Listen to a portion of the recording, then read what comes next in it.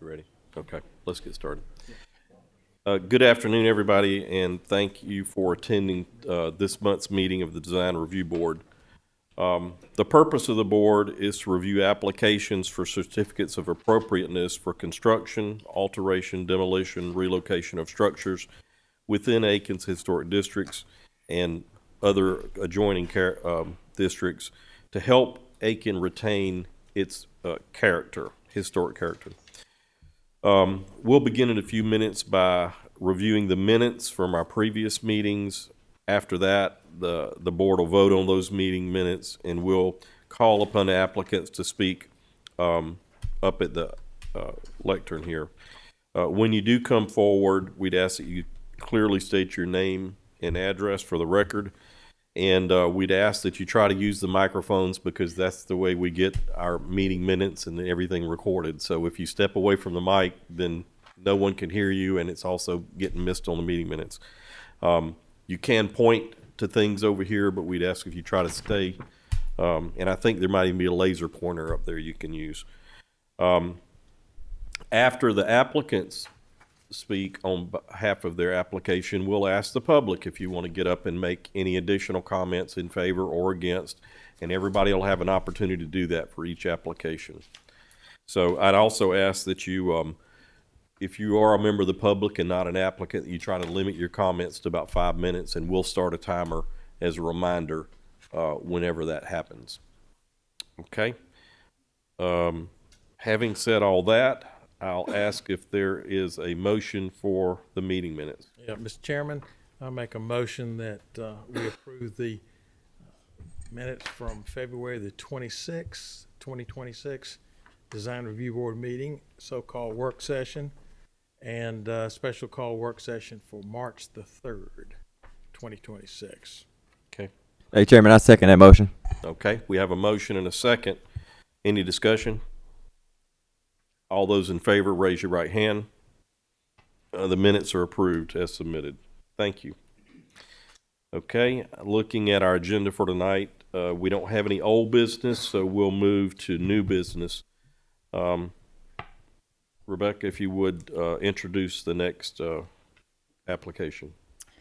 Item A under new business, recommendation on rezoning application number 26-60008.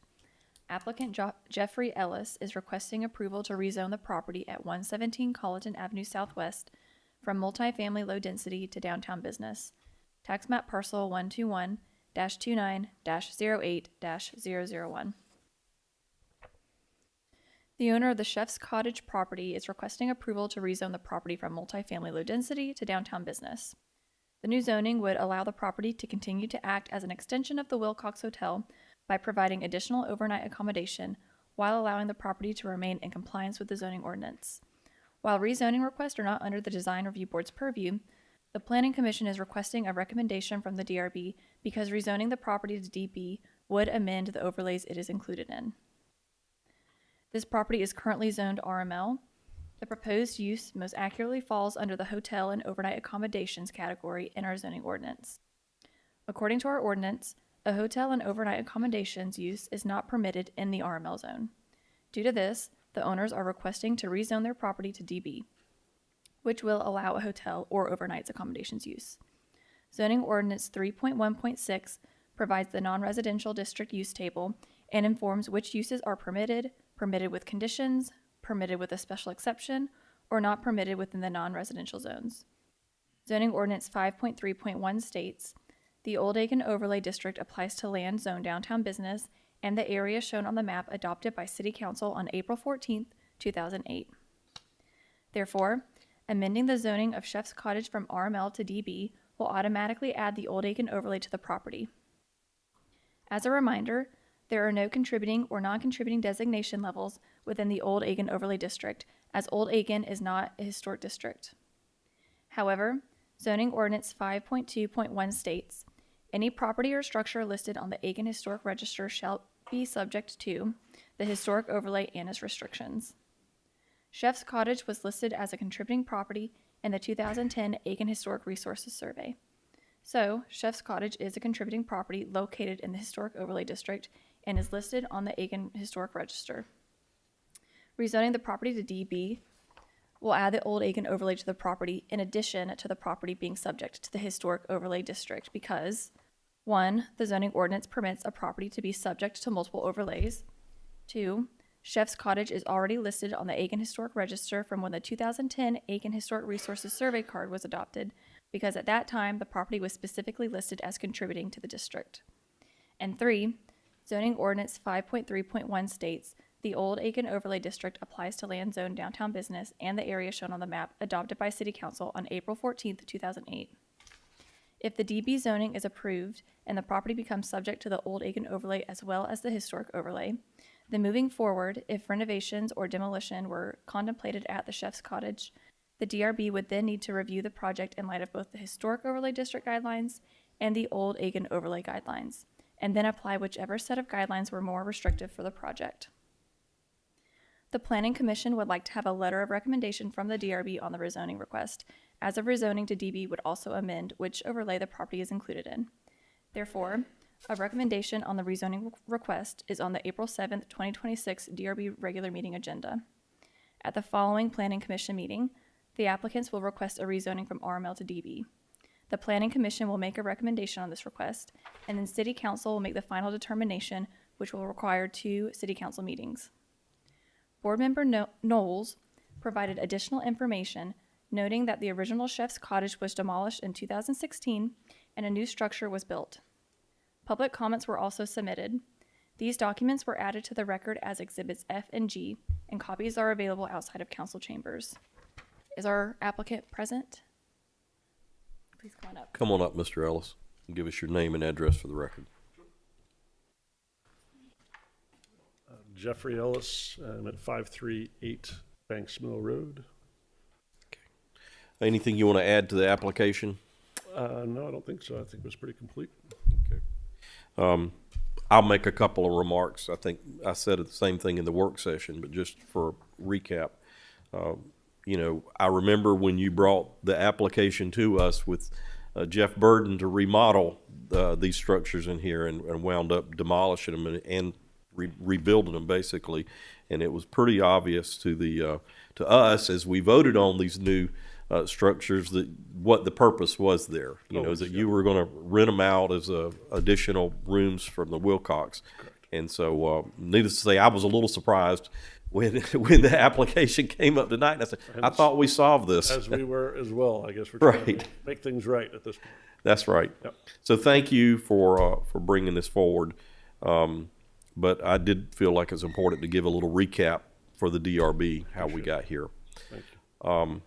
I don't have any questions for you, but I'll ask if there's any board members. Mr. Chairman, I just have one for Mr. Ellis. Yep. Mr. Ellis, you're aware that if we make the recommendation to the Planning Commission to recommend to City Council to approve the zoning, that now you have additional regulations from DRB that you have to comply with. That seems okay for me. I think we Making know sure that you understood I think that. we know that having the historic structure that we take care of currently, I think that goes hand in hand for sure. Thank you. Any other comments or questions from the board? Okay. Hearing none, I'll ask you to sit down. Oh, wait, you got a question? No? Okay. Sit down and we'll see if there's any public comment. Is there anyone in the audience who would like to speak in favor of this application? Please come forward. No, okay. In favor first. All right. Anybody want to speak against? Please come forward and give us your name and address for the record. Hello, thanks, Board. My name's Greg Finch, and I live at 129 Colleton Avenue. Little history, I came to Aiken during the pandemic, and I fell in love with this city. And I waited too late to buy, but I bought in house 129 on March the 1st. I closed on the house. I think I've been in the house 6 nights since I've moved to Aiken. So I'm doing a restoration right now. I have a history of doing restorations. I've restored 4 old homes in historical districts before, so this is nothing new to me. But I got to tell you, when I came to this town, I fell in love with Aiken, and I love the Wilcox. I think you guys have done a phenomenal job. And people ask me, why did you buy where you did? Because I like to walk everywhere. I liked the Wilcox, I like everything about downtown. And being someone who supports and being a steward of homes, I would like to ask the board, can we keep it as it is? Because I have no problems what's going on. Everyone's quiet, the staff's wonderful, I get along with everybody, I'm brand new. But my question to you guys, if we decide, or you decide to make this a commercial, can we ever go back to residential in the event that the owners sell the property? I think property can be rezoned, obviously, that's what we're doing tonight. You know, and basically all we're trying to do is to say that if it's RML, which is currently zoned, there is a limit, you know, like if you're an Airbnb, you can have a couple people stay there if you want to rent your house out. But if it's more than the small number, then it has to be business zoned as a business. And so, although Mr. Ellis and the Wilcox have been operating it that way for years, Right. it's just not it's not in line with the zoning guidelines, and so that's why they've requested a zoning change. But yes, sir, you can. Am I right? You can go back and ask for it to be rezoned later. DB allows residents, so. Yeah, yeah, I'm sorry. I didn't mean to step on you. That's all I'm saying. Yeah, so from a legal perspective, just to be clear to everybody, the DRB can't rezone anything. So I just want to make sure everybody's on the same page there. That's why this is phrased as a recommendation. So city council makes the final decision on zoning, and they can zone it. They can rezone it later. They can change the zoning as years go by. There are some potential restrictions on that if people have certain investment based expectations with a property, and changing the zoning would interfere with that. But generally speaking, it would have to be pretty significant regulatory taking in order for them to not be able to rezone something in the future. So no, this is not permanent. It can be changed again in the future, if that answers. Are you good with that? Yeah, because again, I probably would have never bought the house if I thought it was going to be a commercial building next to it, because Right. I trust the owners, but if in the event they sold, Right. my concern is, would they put a salon? Would they put some type of dialysis clinic there? Which is strange, but things Right. have happened like that. Yes, sir. And then I'm stuck with an disadvantaged home. Right. And I want to bring value to the home and to the neighborhood. So I'm trying to do the right thing. And, Sure. But I support the Wilcox immensely, but just concerned that in the event, would you want to have your house beside a commercial building? I don't think you would, and I just would ask you to really consider this on behalf of the historic owners, right?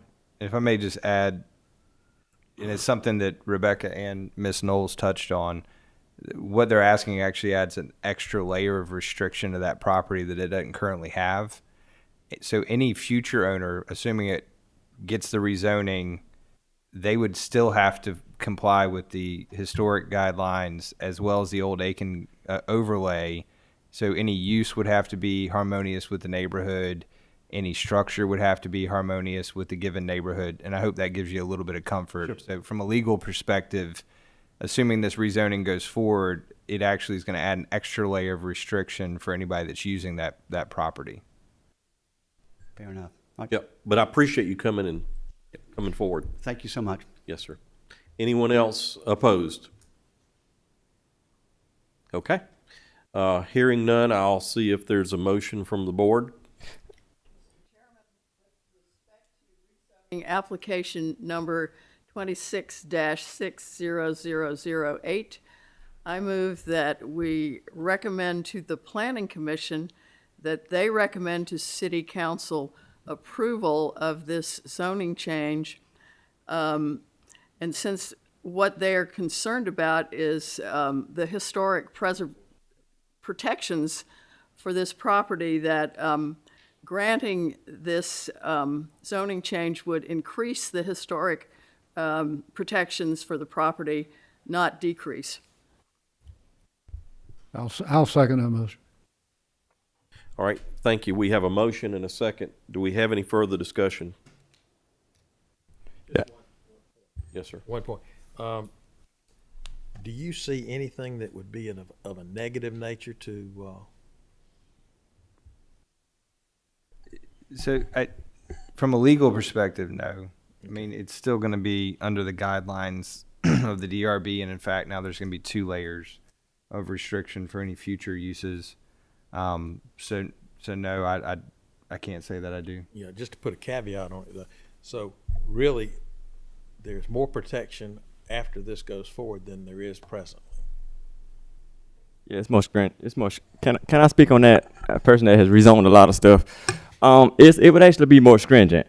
And as Daniel stated, you can always file an application for a rezoning. That's anyone's right. Now, whether it's going to be approved or not is quite a difference. But as far as the harmoniousness or in harmony with the community, I would say with our old UDO, a lot of things are out of whack. Like, I'm building a duplex and has nothing to do with this, but it was zoned general business in a residential neighborhood. So as you look at the properties surrounding it, it actually makes sense for this to be DB, and Mr. Ellis bringing it to our attention that he was using it as intended, but it wasn't properly zoned, because technically RML, residential multifamily low density, doesn't allow for it, and no one actually squealed or made noise about it. But I think he's trying to do the right thing. So to answer your question, it would be more stringent. He would be have to meet more requirements. So I don't necessarily see it being a bad thing. Right. This is just to put it on record, public record. But as you indicated earlier, that we were surprised that it wasn't already done when it initially was approved. What was it, in 2017? Okay. I hope that answers some of your questions. Yep. Okay. Any further comments or discussion from the board? All right. We're hearing none. I'll call for all those in favor of the recommendation to City Council, raise your right hand. Okay. All those opposed? It looks like it's unanimous. Mr. Ellis, you have your recommendation to go to planning. Okay. Rebecca, you want to take us forward? Item B, under new business, application number CERD 26-001051. Applicant Richard Almarico is requesting approval to install a sidewalk, concrete slab, and pavilion at 241 Lawrence Street Southwest, tax map parcel 105-36-02-012. The applicant is proposing a 23-foot long and 4-foot wide walkway between the primary structure and the 2-story wood-sided cottage apartment in the rear of the property. The walkway is proposed to be stamped concrete that will resemble brick. Additionally, the applicant is proposing a 22-foot by 42-foot concrete slab in the rear left corner of the property for a new pavilion. The pavilion is proposed to be set back 5 feet from the property line. This property is located in the Old Aiken overlay and is zoned downtown business. City Council designated 241 Lawrence Street Southwest as a landmark in April of 1996 and modified the designation in February of 2003. The Aiken Historic Resource Survey card lists the construction date as circa 1835. The Aiken County Assessor's Report lists the construction date of the residence as 1920.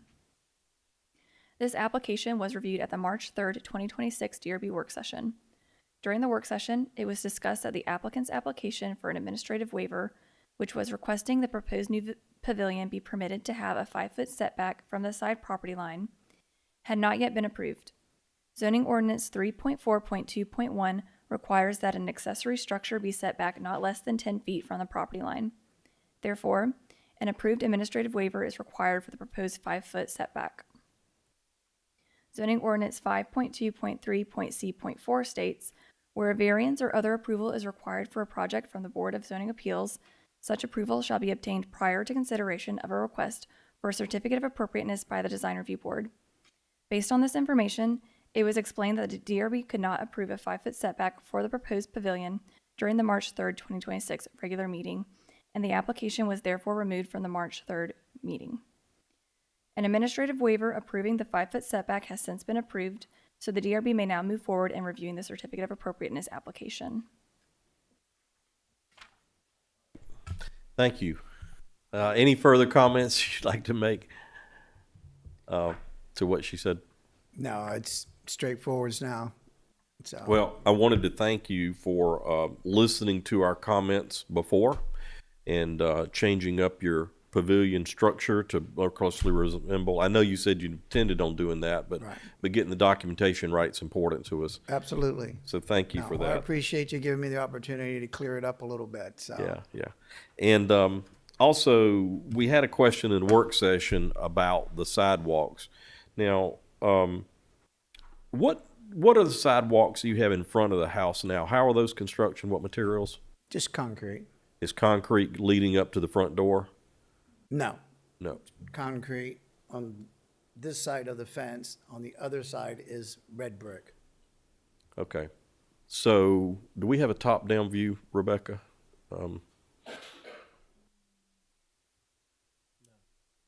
Well, I thought, go back to the site plan. Okay, so, looking at the bottom left, Right, right where the road is, right. I see the number 212.18 on the right there, right at the bottom. You see what I'm talking about? From there to the front door, what is that material of that? That is red brick. Red bricks with cementing into place, or is it with gravel? Supposed to be. Okay, It's, you know. But it's crumbling. Very old, so Yeah, the yeah, cement's not there anymore. right. And then I believe I saw on some of your pictures that the door on the left-hand side where the new pavilion's gonna be built, that there's like a patio or something out there? Correct. And that has a red brick. And that's red brick also? Right. Okay. Correct. And what you're asking is on the right-hand side of the structure to put a sidewalk between what I'm gonna call the back of the residence or the restaurant over to the outbuilding. Correct. And the Because reason, that, if someone, the way that is, the purpose of that is the bottom unit, you walk out of your French doors, and to do laundry, Yeah. you have to go to the main house. right, Where there's nothing but dirt and it's uneven. right, So we want to give them a nice, stable walkway. This not a sidewalk. Mm-hmm. So that way it looks nice and it's appropriate to go from the house to the laundry room. right. But you're essentially just trying to do a safety. mimicking it. It's a safety, Correct. Kinda issue. Exactly. Yeah. It's a safety feature. okay, And if you're doing, they're gonna go do laundry, so you don't want them, Right. walking through anything that's, right, you know, okay. That was all my questions. Thank you for clearing that up. Now let's see if there's anybody else on the board with a comment or question. Okay. Oh, it's on, right. So why wouldn't you match the red brick that goes to the front door in this sidewalk that you want to put up? well, the way it's gonna be, it will match it. It just won't be brick, each individual brick. So it'll Well, why wouldn't you have it be brick? multiple reasons. I mean, one is gonna be cost effectiveness. Number two, there's really not gonna be a great difference in between the two. Well, our guidelines say that you should, if you have brick, you should keep on using brick and not use stamped concrete.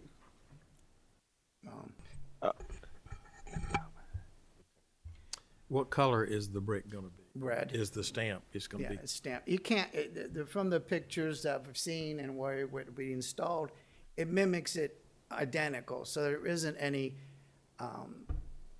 you're not gonna go, oh my God, that looks so bad, or that looks fake, or whatever. It looks the same. If I didn't tell you, you probably wouldn't know. Oh. I mean, it's got the imperfections in it and everything else, so.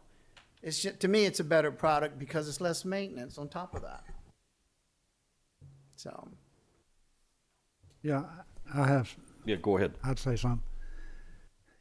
Because it's not in the front, it's not visible from the street, and it's really, it needs to be stronger than just a brick walkway, because you're gonna be, going back and forth between Thank the you. two buildings. And if somebody bought the place and didn't like it, they could take it out with no problem. I mean, it's not like it's part of the house, Right. so I would approve it. Mr. Chairman, can I speak on this? Please. So Exhibit H, we're talking about walks and driveways. Sir, I would say in agreement that it's not an extensive area, it's not plain concrete. And what it reads is, it says extensive areas of plain concrete asphalt will not normally be allowed. Stamped concrete and other substitute materials, especially large spaces, which this is not a large space, it's only merely 92 square feet. Correct. Or prominent locations, technically it's not a prominent location, it's on the side of the house, will be discouraged. So I'm partial to stamped concrete, I do have it at my house.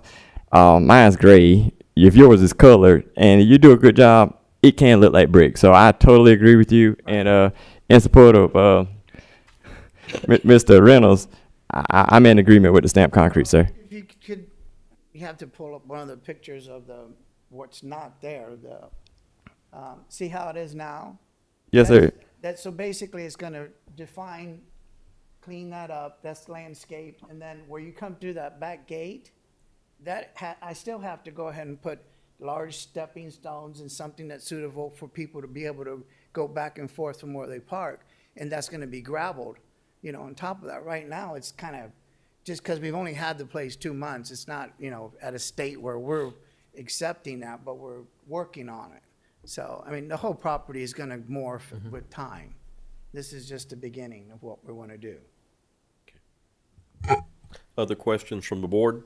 So are you asking for approval for the pavilion tonight? For some reason, I thought when I read the application that was gonna come No, back. it's the slab, pavilion, and sidewalk. They're all three supposed to be lumped together. Thank you for that clarification. Because I just feel like I need to see some measurements on the pavilion for the scale with the house, like the height and Back up. and the size of those columns on the front and Besides that, the columns themselves are gonna be 8 by 8. It's gonna be, large timber. The front of the pavilion is gonna mimic the front of the house, which has your cross like that. That's exactly what the front of the house looks like, and that's what the front of the pavilion. but the front of the house has a similar piece on the side too. And I don't understand why you didn't do those on the rest of the columns. Structure. You're not gonna have a heavy roof with that kind of pillars coming down.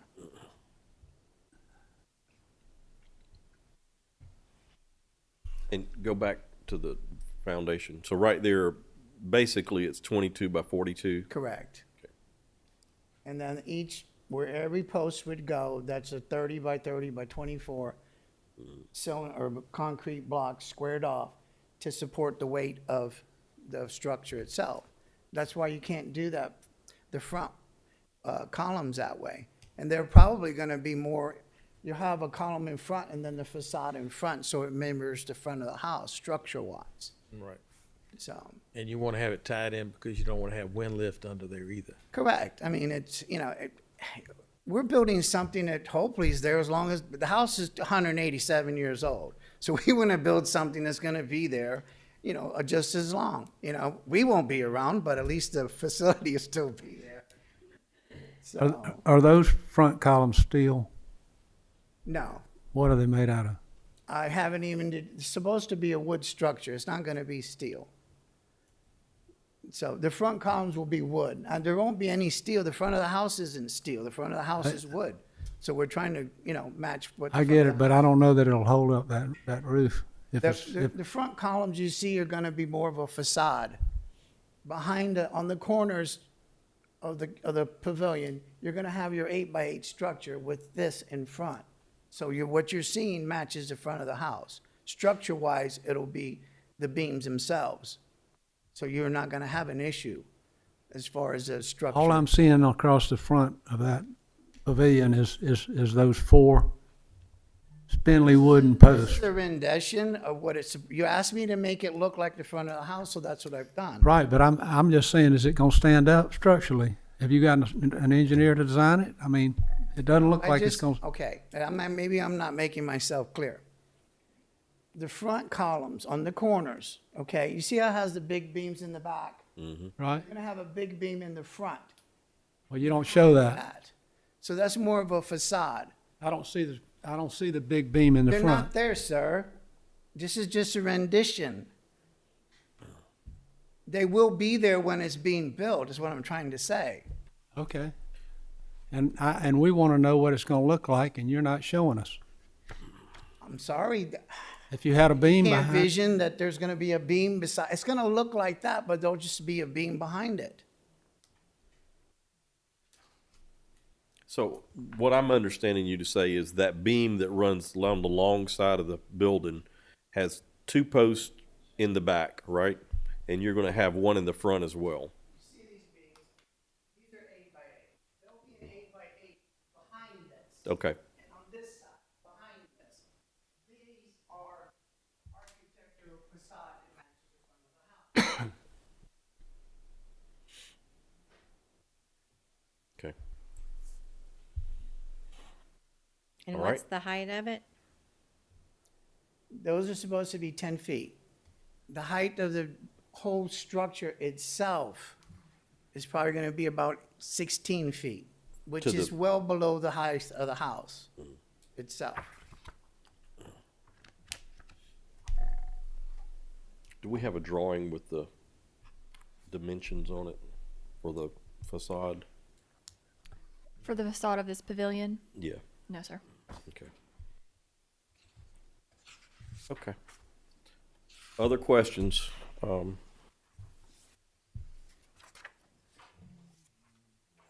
right. I'm not hearing any, so thank you. Okay, And, thank you, I appreciate it. Yes, sir. And if, let's sit down for a minute and let's see if we have any public comment. Okay, so I'll ask at this time if there's anyone who wants to speak in favor of this application, please come forward. Anyone want to speak opposed to this application, please come forward. All right, hearing none or seeing none, I'll call for a motion from a board member.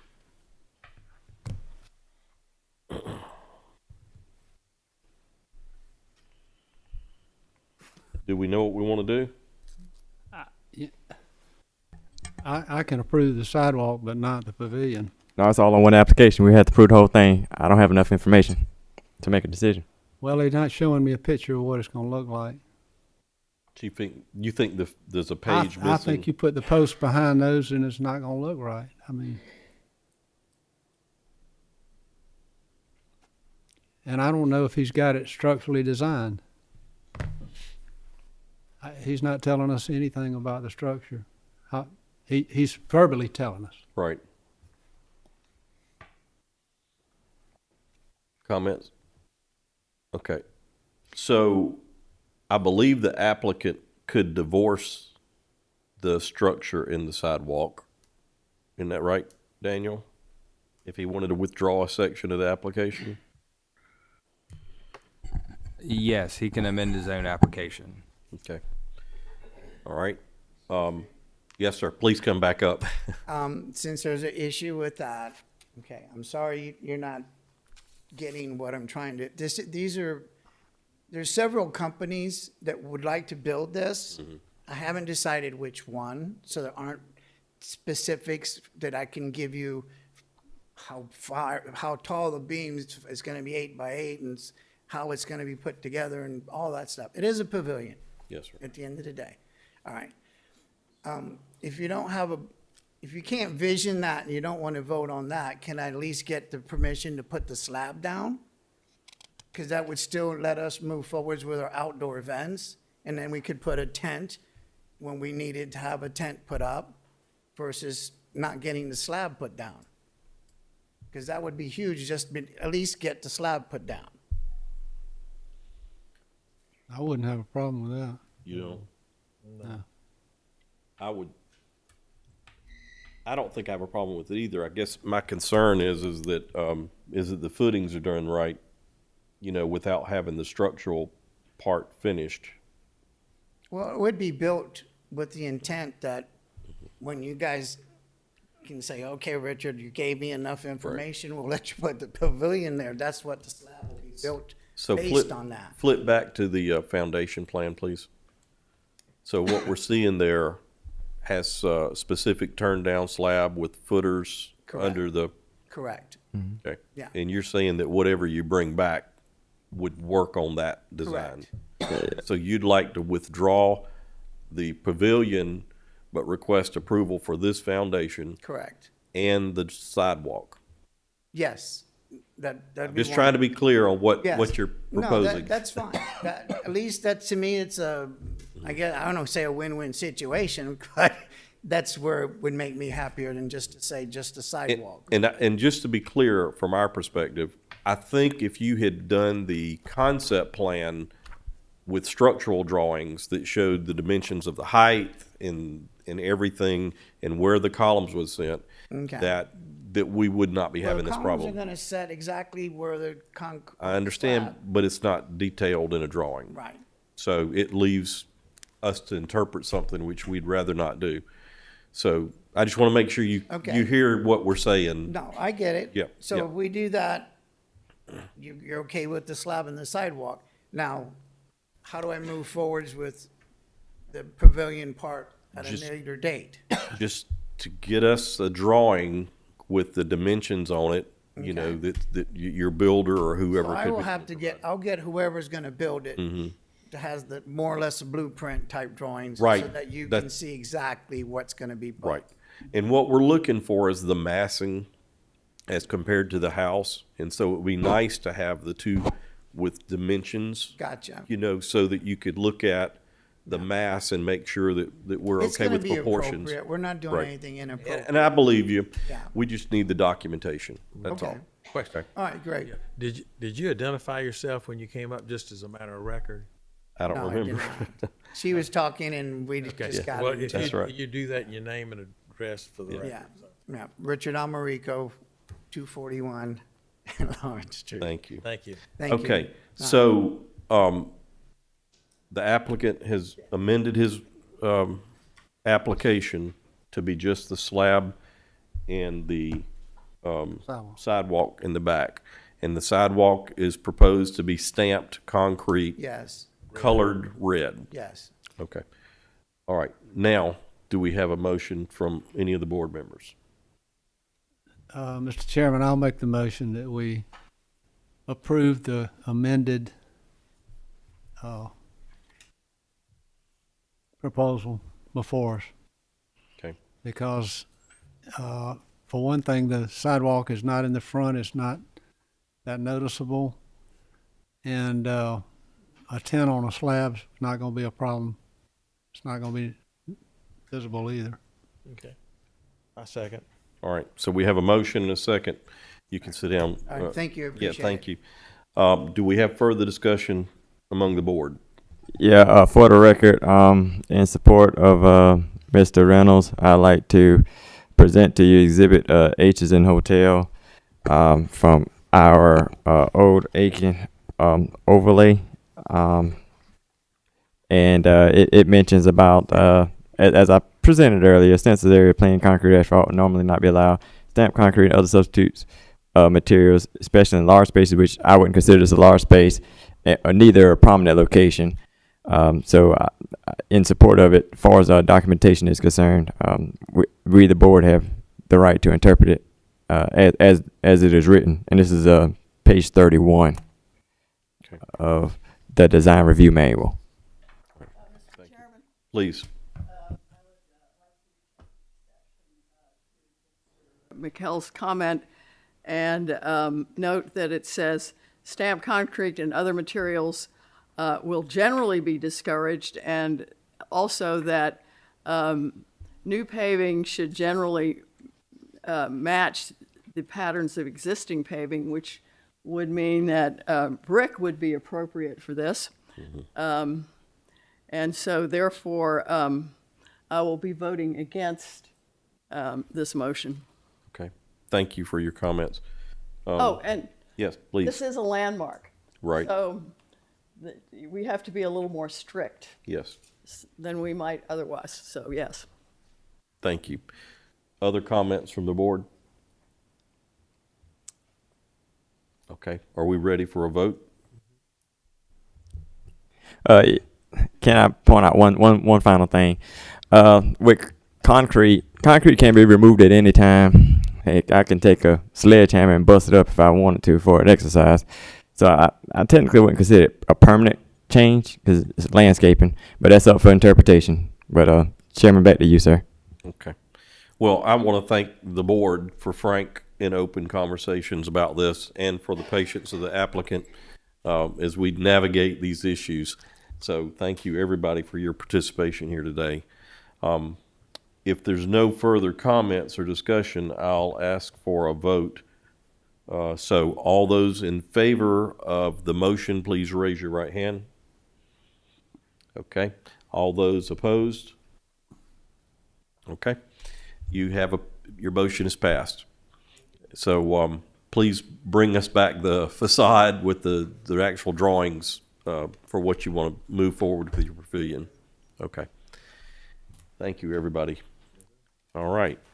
Rebecca, please take us forward. Items C and D under new business, application numbers CERD 26-001020 and CERD 26-001059. Applicant Catherine Hersacker, represented by Nick Tyndall, is requesting approval to demolish the structure at 821 Park Avenue and construct a new single-family home. Tax map parcel 121-10-09-003. The applicant originally wanted to renovate this house and later considered plans for a partial demolition and addition, but ultimately decided to propose a complete demolition and certificate of appropriateness application number CERD 26-001020 due to the poor condition of the structure and discussion with the DRB in a work session. A written demolition recommendation was provided by contractor Nick Witter, and a structural observations report was provided by J.E. Stewart Engineering, Inc. Both are included in the application. Additionally, the applicant is now requesting approval to construct a new 1,779 square foot home in certificate of appropriateness application number CERD 26-001059. The proposed new structure is a 2-story home with board and batten siding and a shingled roof in the color peppercorn. The porch roof is proposed to be metal in the color charcoal. It will include a masonry chimney and crawl space.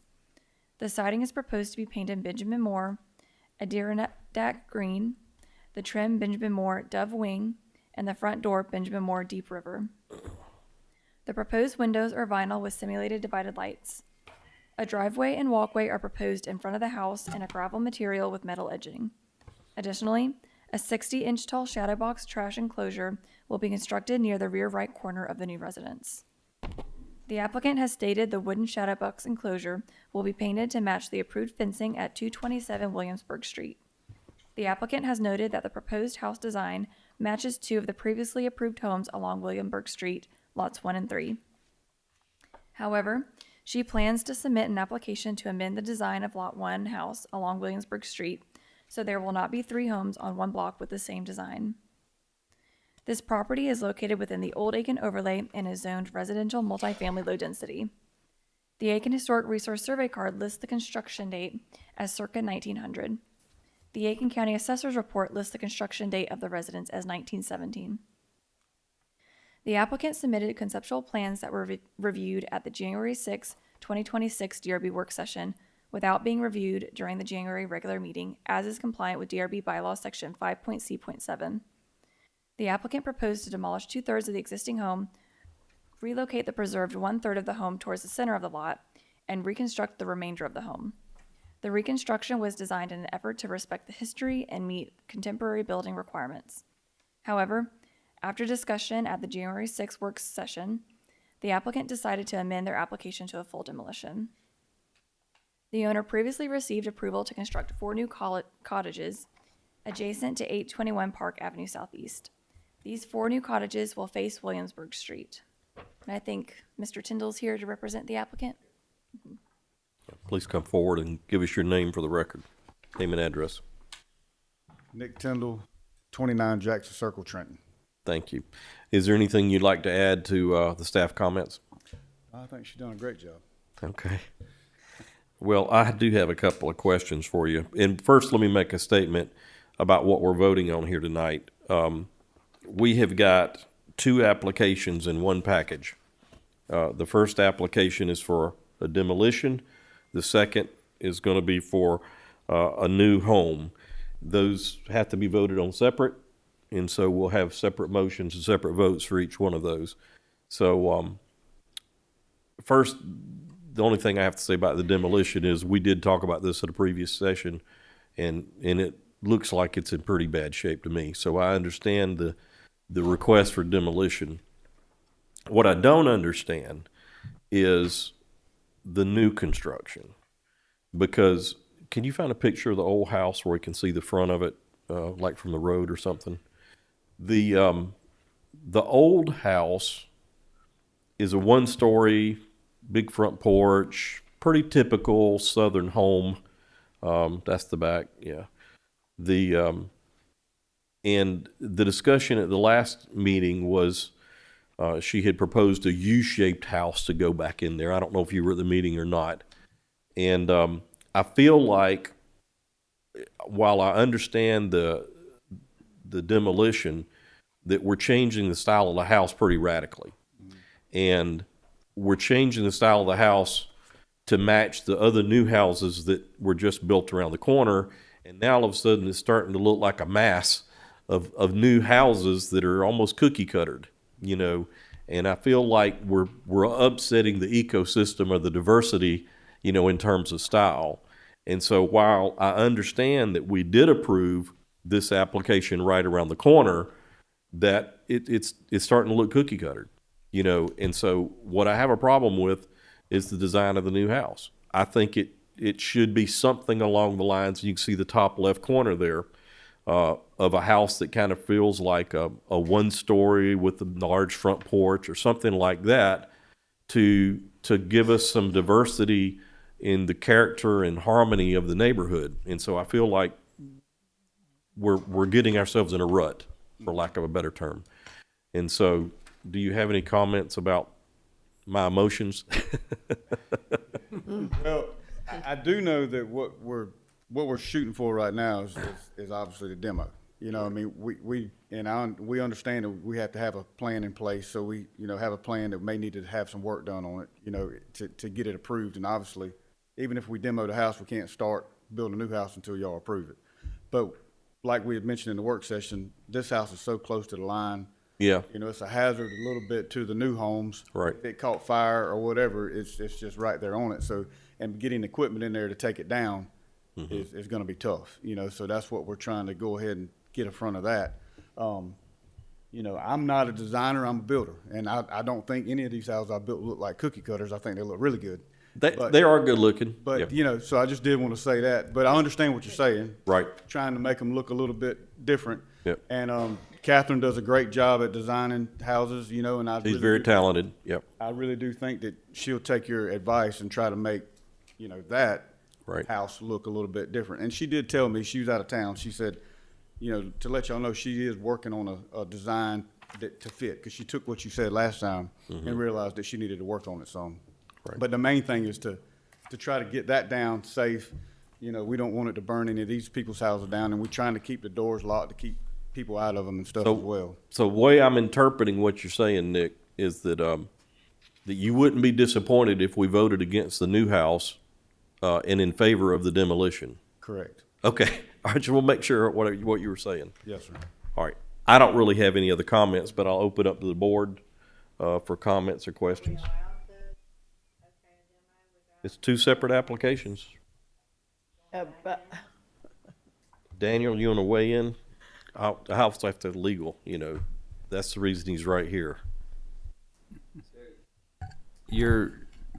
I was trying to look it up while you were asking that question. I know under your design guidelines, it says you won't, or excuse me, under your ordinance, that you won't consider a demolition unless there's also an application for construction that comes along with it.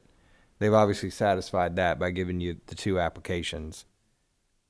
But because you have to vote on them separately, I think it's fair to say that the way y'all are set up, it contemplates that you may approve one and deny the other. So my direct answer to you would be yes. I believe you could, if you chose to, approve the demo, but not approve the current application for the new construction. Thank you. Other comments or questions for this applicant? And in the work session, I brought up that I would like to see the site plan to see where it actually is on the lot. I couldn't tell that from the, what we have before us. And I believe that's it, that's up there now, the new site plan. Yeah, you got a site plan and a landscape plan. Yeah.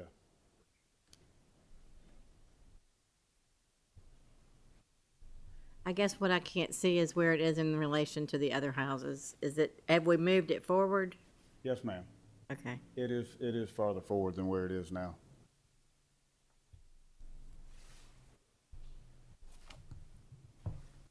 I thought there was one, Rebecca, like from the Williamsburg site plan with all four, and then did it show that house in the back? You mean from the previous Yeah. applications? I put it in the packet. I didn't put it in the slideshow. Give me 1 second. I'll tell you.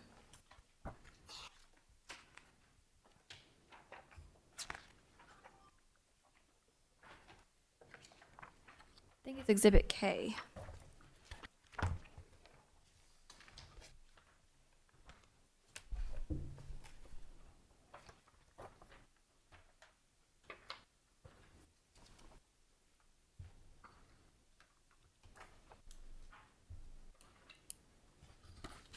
Exhibit K shows the site plan of the 4 homes facing Williamsburg Street, but it does not include this parcel. Okay. Okay.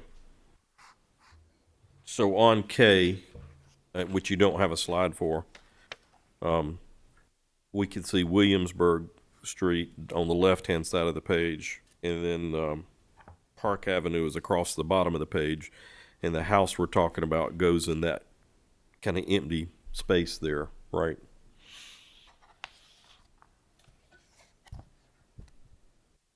Yeah, I was looking at the footage on this plan here.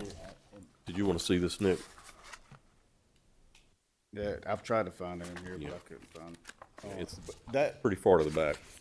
that is pretty much, if I'm looking at the distances, that house is gonna be more behind the house that we're building now, which is the third one, so it's gonna almost be where the fourth house is supposed to be on Williamsburg. The front of that one will kind of be splitting those two, if that makes sense. If you can see it on. That's what it is. When I drove by it, lot 4 is still an empty lot. Correct, yes. So then I look at it and I see the house is way back behind that lot currently. Correct. And I can't tell where the new house, See, those are the It's four. gonna be where the front of that house, this existing house is now, it's gonna be moved forward, but I don't know how many feet it's gonna move forward.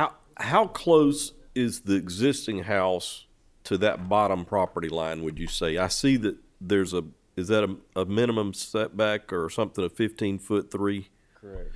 Right So- now, it's probably 5 feet. I mean, 5 feet. it's really So close. it's real close to that property line. Yeah. And do you think it sits a little further back than the proposed new house, or do you think does. it does sit back further? You know, I wouldn't be telling the truth if I told you exactly how many feet, but it is Yeah. a little bit further back than that. I understand. It may be, looking at the diagonal there, it may be another 20 feet back further than what that's drawn. Mm-hmm. Maybe a little bit more. Yes, sir. Okay. Other questions for Nick before we allow him to sit down? Okay, I don't see any, so have a seat and we may call you back up in a minute. All right, it's time for public comment, so I'd like to open it up. Anyone would like to speak in favor of this application, please come forward and give us your name and address for the record. Good evening. My name is Susie Suckermer. I live in the 227 Williamsburg, which is directly beside the house that's being discussed. It goes this way, and our house goes this way. Okay. So my bedroom overlooks the house being discussed. And we have been concerned about the property, I was here in January when you all discussed it, and we were very pleased to hear that you suggested to Ms. Hairsacker that she demolish it, because we are very concerned that it's so close to our property. And also, sometimes I think other either critters or people are in the house. And recently, while we were having our landscaping, which you all approved last month or month before, and appreciated that, while that was going on, I was out of town for about 10 days and parked my car in that lot, and it got vandalized. Oh, my goodness. So anyway, I'm just speaking to encourage you all to approve the demolition. Thank you. Okay. Thank you. Anyone else would like to speak in favor of this application, either the demolition or the new construction? Yep, please come forward. I'm sorry. Let's take turns, either one. Please give us your name and address again. Hi, my name's Holly Cornell. I'm at 206 Sumter Street Southeast, and I'm 3 blocks from this Right. property. I walk my dog past there all the time, and I don't have a problem with the demolition because I understand it's in really bad shape.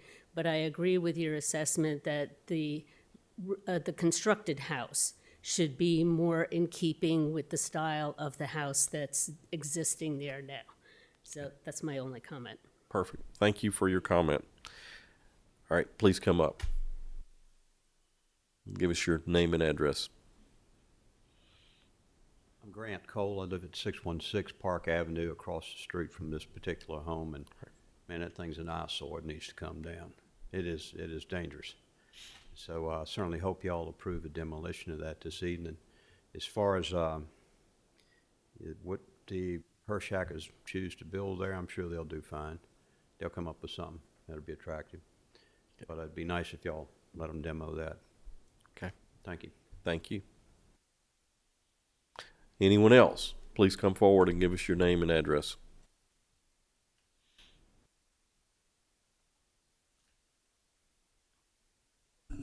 I'm Joan Schisler, and I own 332 Marlboro, which is under construction as we speak. And I've been in this neighborhood for many, many years. I used to own the barn on Orangeburg, and then the Civil War house next to it, and then Mrs. Timmerman's house. This is not only an eyesore, it's a corruptive piece of property in the sense that the kids around, which there are not many, but the ones that are have had a field day in there.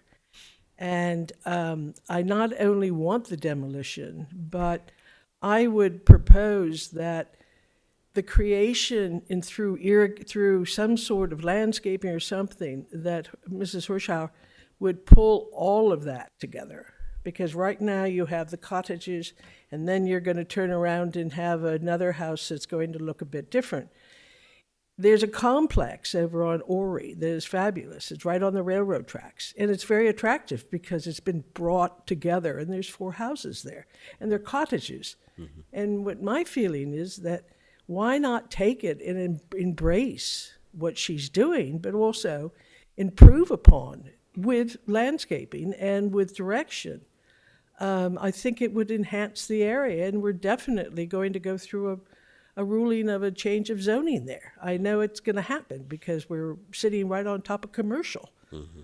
And I feel that if we don't look at it now, then we're going to have a problem later. So that's all I'm asking. All right. Thank you. Well, thank you for your comments. Anyone else? All right, I think that was in favor. Is anybody opposed? Yeah. No opposed? No other neighbors in the audience? Just all right.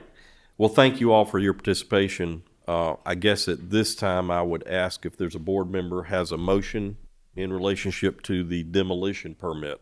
I do, sir. Okay. This one's easy. You can't have it. I move that we approve the demolition of this. Well, let me get the right. On application number It's the 1020, right? D26-001020 on the demolition of 821 Park Avenue Southeast, that we approved the demolition of it. Mainly because the building is an eyesore and is in very bad structural shape. All right. Do I have a second? Second it. Okay, we have a motion and a second. Do we have any discussion about the demolition permit? Yeah, we can talk about Old Aiken design guidelines. Let's talk about page 108. Even though demolition is discouraged, in a situation like this, older structures may deteriorate to the point of rehabilitation is technically infeasible, and that's the case that we have with Mr. Tyndall tonight. So I'm definitely in support of that. Okay.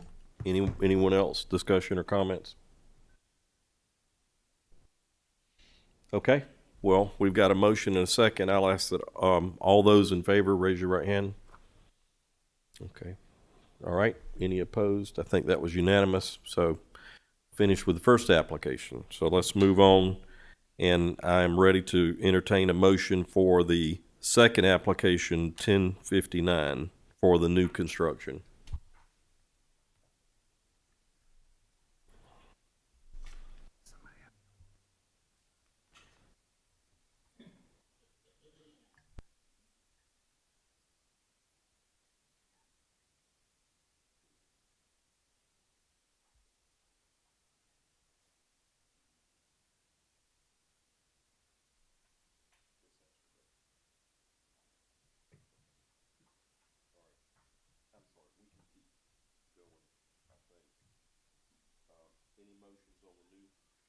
Sorry, I muted myself. I apologize.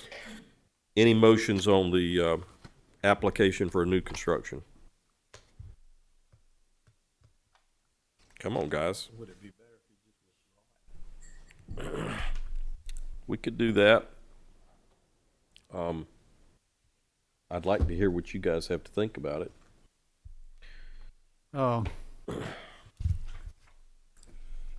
You know, I don't know that, I don't have a problem with it, okay? It matches in style with the other new houses there. Mm-hmm. So as far as I'm concerned, it fits in the neighborhood. Mm-hmm. So, you know, I would be prepared to vote for it like it is. Mm-hmm. But I get what you're saying, and the applicant has agreed to maybe changing it. But that's my opinion. Okay. Anybody else want to talk about it?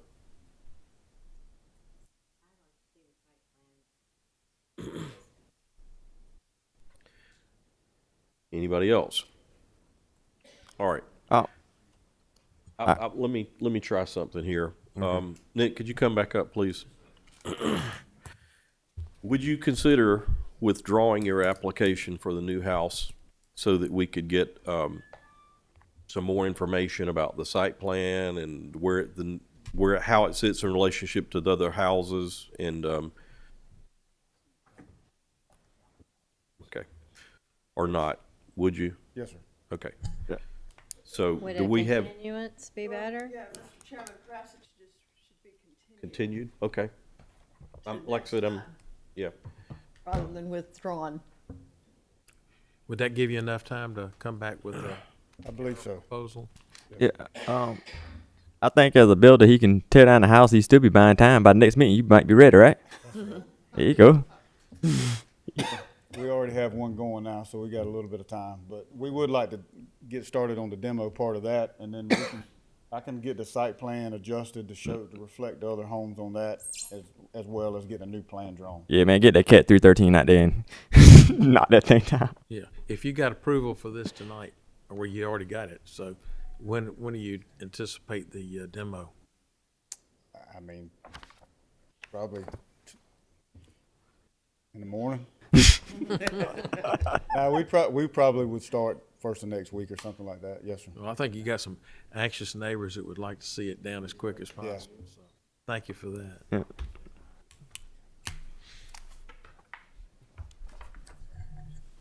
I think they're working on some legal aspects of this right now, so hang in there with us if you would. No, you're good. We're having a legal discussion. And unfortunately, it has to happen in the middle of the meeting. But I don't know that you need to stand up here for that, okay?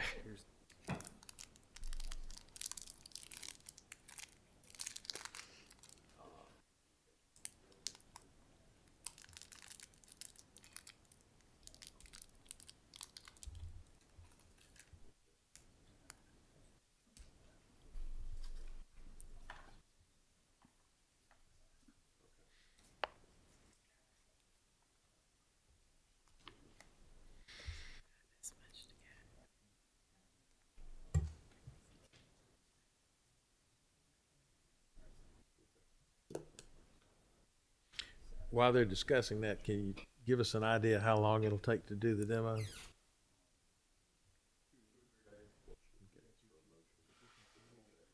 Do you have any hazard material that you're thinking of, any asbestos or lead or?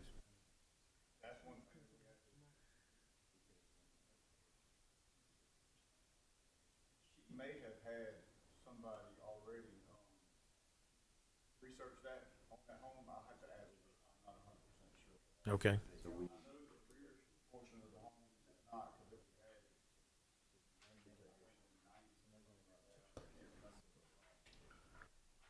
feel like she may have somebody doing it. Thank you. Mr. Chair. Yes. All right, so currently before you is an application for this new construction. I don't believe a motion has been made yet to bring the application to y'all's discussion. I would recommend that y'all do that someone either make a motion to approve or deny, either way, just to bring it to the floor so that y'all can have your discussion. It sounds like the concern is not over the idea of building a new home where this one has been demolished, but that y'all need more information about what that is going to look like. So for instance, I've heard some people need to see more of a streetscape view that's going to show the massing and how it's going to relate to the other properties that are already there. Some people would like more details on the actual design of the house itself. If y'all bring the motion to the table in your discussion, that is the concern, then from a legal perspective, the best recommendation I can give you is somebody should consider moving to table this to your next meeting. That would give the applicant more time to get information together needed that y'all been discussing, as well as maybe some additional or different designs of the proposed structure. That way it doesn't get denied and they potentially run into the 1-year waiting period, and it doesn't just get withdrawn and then y'all don't have an actual application in front of you while that demolition is occurring. Okay. So that would be my recommended course of action, is somebody bring a motion either to approve or deny is fine. Have your discussion so that the applicant knows what your concerns are. And if that's the board's position that we're just not sure we have enough information, then I would recommend tabling it to your next meeting, which would be a month from now, Rebecca. I believe it's May 5th. Yeah, so that would give the applicant time to potentially amend their application and give the more information that everybody's seeking. Well, we were having a little trouble getting a motion. So let me ask you a quick. Move to continue to next time and then have a discussion as to what's needed to perfect the application. So technically, under Robert's rules, the applications on your agenda, it has to actually be brought up to be discussed. We didn't do that. You can then move to table, We didn't make a motion. but you can't move to table it before you've actually moved. But I don't want to move The board to table it, action. I want to move to continue it, which is different.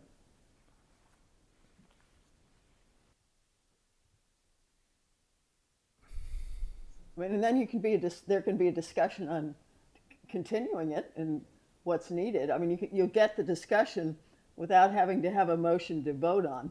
Listen, I recognize I'm not necessarily the most polished parliamentarian, but I do think that even to continue it, the action that you're proposing from the board still has to be brought up first. All right. So you could move to approve the application and then somebody moved to continue that to the next meeting. It's all, okay. all right. I understand it's I think I semantics, understand, but it's those are the rules. my way is much simpler. Yeah. Do we have a motion? All right, Mr. Chairman, can I make a motion, sir? Please, sir. All right, so on application number CERD 26-001059, I move that the board find that the proposed project at 821 Park Avenue Southeast is in harmony with the historical characteristics of the district as it relates to building plan and designs 2.4 of our old Aiken design guidelines. Also, with that stated, we can follow that up with the material selection, and considering that there are other buildings in that specific district that actually do, well, in the future will look like that, or will look like the structure proposed. So I find that it is in harmony with the construction of the district. Okay, I have a motion. Do we have a second? Second. All right, a motion and a second. So we'll open it to discussion. Who wants to go first? Would you like me to recap? Go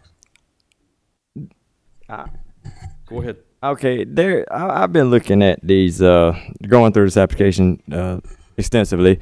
1 and 3 looks the same. All Craig did was change the elevation or change the orientation. One house, the doors to the left, the other house to the right. I did also look at the application, and the applicant, Ms. Catherine of CH2 Holdings, stated that she plans to submit an application to amend design of the lot 1 of house along Williamsburg Street so that there are not 3 homes on the same block with the same design. I think that would be extremely helpful. It's actually on the record, so instead of 3 looking like it would actually be 2. So technically 1 doesn't look like this house along with also lot 3. So I think that will help some. But as a builder, I know we can't talk about costs, at least on this board, but I understand how crews can get in the tempo of building the same house over and over, and then your actual cost, so it helps from a development side. But according to what the documents I have in front of me, it would be hard for me to disagree with what you're trying to do, but at the same time I could empathize and understand what the chairman concern is. There rarely was 2 or 3 or 10 houses that looked the same on a block. Back in historically speaking, you typically didn't see that. But then again, I could argue that you could order a house out of Sears catalog, and so so it's kind of like, well, here you have it. I find that it met all the guidelines, at least the guidelines that I'm going by in front of me. So I technically didn't have an issue with that, but I could empathize and understand what the chairman was speaking of when he made that comment. Thank you. Anybody else comment? Lucy, do you want to discuss the what you'd like? Not Lucy, I'm sorry. Katie, do you want to talk about what you'd like to see? I would just like to see the site plan in relation. Sorry, I'm on the site plan in relation to the other houses. The placement of the house. Understood. See the lots thing, but I want to see it in relation to the others. Right. Okay.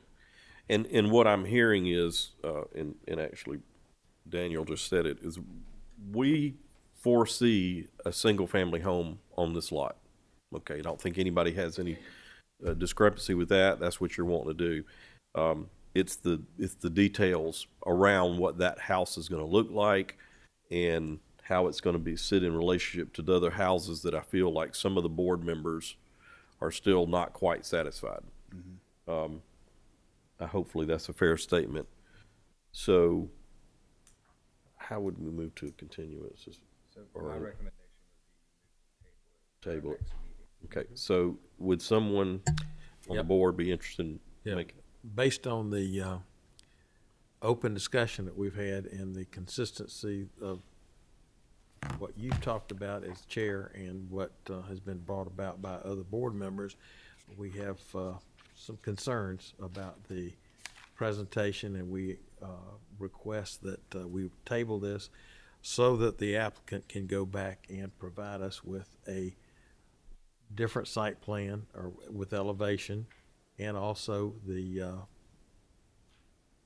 area that one of our chair, Ms. Lipscomb was looking for, you wanted to see it, location on the property as it opposed to, or as it relates to the other structures in the neighborhood, so, on that block. So, my motion is that we table it. Technically, if you table it, then it stays on the table until there's a motion to remove it from the table. So I suggest that we continue it until the next meeting. Because, I mean, technically, what we would have to do at the next meeting is remove it from the table. If you put a definite timeline in the tabling, and I know we're getting into semantics, and I know you're also trained in the law, so I respect what you're saying. But if you table it with a specific deadline, so if you say I'm tabling it to the next meeting, Okay. then it does get brought back up in old business at the next meeting. If you just table it, but you don't put a deadline on it, that's when it stays on the table until somebody formally moves to have it removed. So it could be indefinite at that point. But if you table it with a deadline, it should automatically pop back up as old business at your next meeting. In some ways, that's just archaic language compared to more modern language of continuing. But yeah, if you put a Okay, deadline on so it. we just need to make sure that the motion Right. specifies that it's going to come back Yep. next month.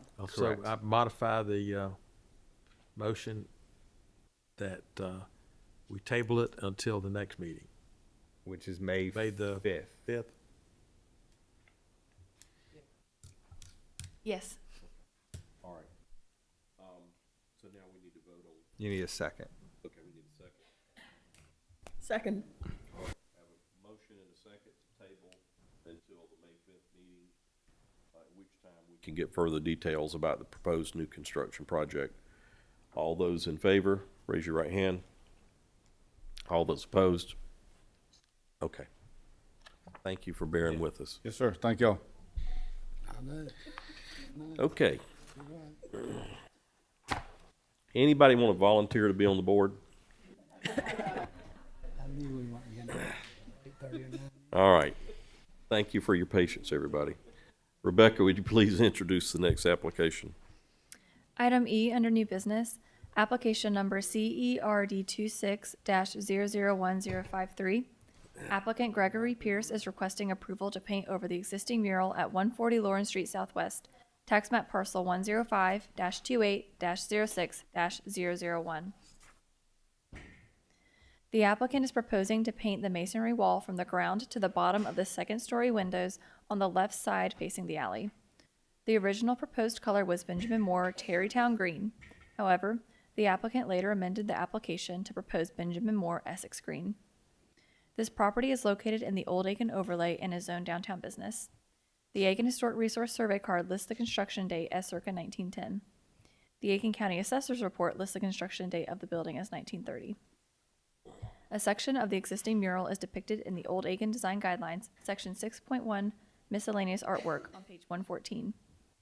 The Arts Commission reviewed the application at their March 4th, 2026 meeting and provided a recommendation to the DRB as is required by the Old Aiken Design Guidelines, section 6.1, miscellaneous guidelines artwork on page 114.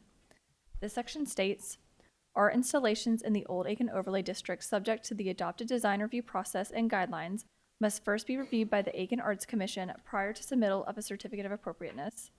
The Aiken Arts Commission shall review proposals and issue a recommendation to approve or deny to the Design Review Board, utilizing established criteria to assess artist capacity and the artistic merit and appropriateness of the proposal.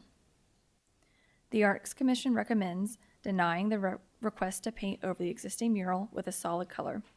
Instead, the Commission encourages the property owners to develop a creative artistic alternative for the space. The board previously approved the removal of this mural with a condition through Certificate of Appropriateness number CERD 23-001056. The condition stated that the selected method of paint removal should be submitted to the DRB for administrative review to ensure it follows the Secretary of Interior Standards for Rehabilitation Gently Cleaning section of the Design Review Manual found on page 17. This certificate was approved at the July 6, 2023 DRB meeting. Public comments were submitted and added to the record as Exhibit J, and copies are available outside council chambers. Is there an applicant here to represent the application? So no one's here to represent this application? Okay, well, hold on, let's find out if the applicant is here or not. Is anyone here, is the applicant here? I don't think anyone's here. Okay, so we're not gonna be able to hear this tonight if the applicant's not here, right? I think that's correct. Okay, so I'm sorry. So we're gonna have to ask you to come back to the next meeting when the applicant is here to speak. Slow, but I'm good. Yeah. Maybe. So we're not gonna be able to discuss this tonight. Jan Smith, City of Aiken resident. Jan, we're not gonna be able to discuss this tonight because the applicant isn't here. I'm sorry. Why not? It's been done before. No, we're not able to hear it if there's not a representative from the. Well, then he should have showed up. I agree with you. Think? Yeah, we agree with you. I came here to defend the honor of the brew pub. Well, we appreciate that. I think many people would like to hear So that, do but you know unfortunately, when- we can't. Yeah, If you want something badly enough, no matter what it is, you need to show up. that's right. That's right. Well, thank you for coming anyway. So do you know when this might be rescheduled? It will be rescheduled for the next meeting if the applicant Is agrees. in I will reach out to May. the applicant and see how he likes to move forward, but if he wants to be on the next meeting, it'll be May 5th. And what if the applicant doesn't show up in May? We might not ever approve anything or disapprove it. That would, personally, I would like it disapproved. Okay. All right. Well, thank you for coming tonight. Rebecca, can you make sure she knows when the next meeting is? Yes, I always send out the notification letters to let them know. All right. Rebecca, did you get any kind of communication from the applicant at all? Yes, I've spoken with him on the phone as well as emailed with him. So you were I bet expecting he- him about being here tonight? I was expecting him, yes. Okay. All right. Just as an aside, did this get approved? Was that administratively approved, the sign? The sign was, yeah. Yep. Okay. Let's move on to the next application. Well, that saves us 30 minutes. Rebecca, on that application also, in the, No. under the existing, hold on, I'll tell you what it says. 3.1 downtown commercial talks about painted brick. And it should probably be included with the art guidelines. Okay, I'll reference that next time. Thank you.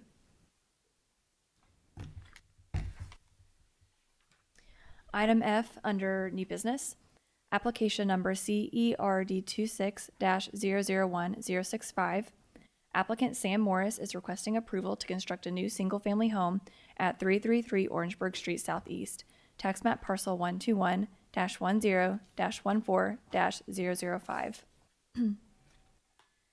The proposed new 2,646 square foot home will have hardy board siding painted Sherwin-Williams pure white, a metal roof in the color antique bronze, and a stucco foundation and chimney.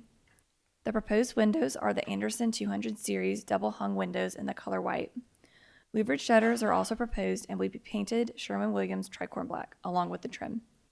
Additionally, the applicant is proposing to install a 2.5 foot tall whitewashed brick wall along the front property line and a pea gravel circular drive. This property is located in the Old Aiken overlay and is zoned single family RS15. This is currently a vacant lot. The Aiken County Assessor's Report lists the construction date of the previously existing building as 1972. This property was previously addressed 341 Orangeburg Street Southeast. The demolition of the previously existing structure was administratively approved and Certificate of Appropriateness number CERD25-0010-8 on December 30th, 2024, as is compliant with the Old Aiken overlay outside downtown business zone matrix. Additionally, the DRB approved plans for a new single-family home construction on this lot through Certificate of Appropriateness number CERD25-001039 at the January 7th, 2025 DRB meeting.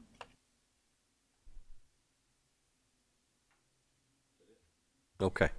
Please introduce yourself. Sam Morris, 310 Chime Bell Church Road.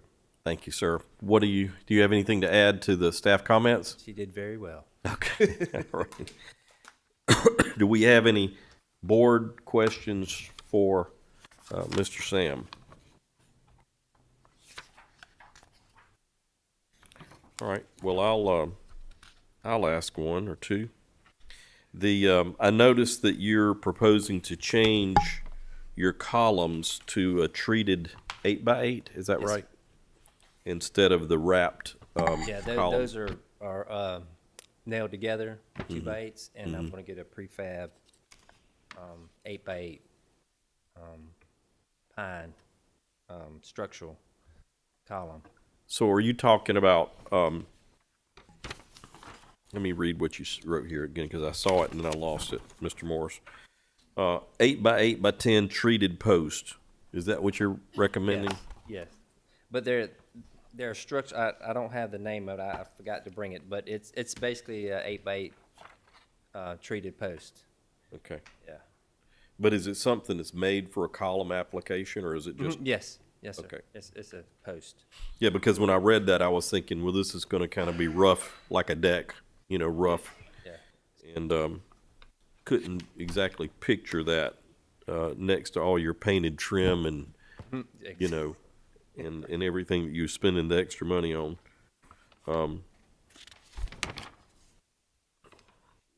Anderson 200 series white double hung windows, and those are typically with 1/1 light.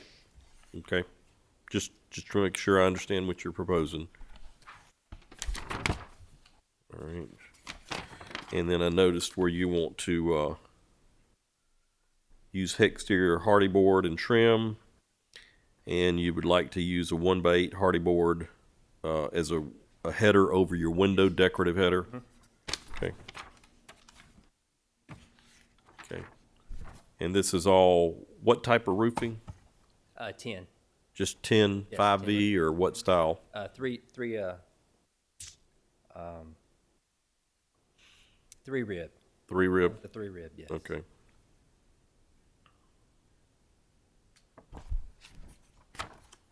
Okay. Just for the record, this house isn't a lot different than the one I just opposed earlier. And it's not that I have opposed the house. I think it looks great down there. I just don't like when we put them all next to each Yeah. other. But I like it. I like it. Thank you. Anybody else? All right. Well, I was just gonna, yep. you may have mentioned it or it might be in there, but I don't remember it. What color is the 10 gonna be? The 10 is going to be, it's in the, it's not the silver, like the galvanized, but it's the silver. It's antique bronze. Antique bronze, Did okay. you go bronze? Oh, I see. Right, okay. Okay. Yeah, forgive me, but it's I been a long day, apologize. so it's, I apologize. It is bronze. And the sidewalks, are those brick pavers? Is that what I'm seeing? Yes. Okay. With pea gravel in the drive. Okay. Mhm. Looks pretty. Looks pretty. Okay. If no one else has any questions, I'm gonna. So on that pea gravel driveway, you gonna have a border around it? Yes. What is it gonna be, a concrete curb, or is it gonna be It's brick? going to be brick, the Oh, the brick? Okay, good. going up in the front, so to have a border with a brick around both sides of it, and then the sod and the grass will grow up Okay, good. to match the sidewalk. Okay. Good question. Anybody else? Okay. Thank you, Mr. Morris. We'll ask you to sit down and we'll see if there's any public comment. Anybody like to speak in favor of this application? Yeah. Go ahead, Mr. Seidel. Give us your name and address, please. My name is Kent Seidel, S-I-D-E-L. I own property and am building a house at 234 Williamsburg.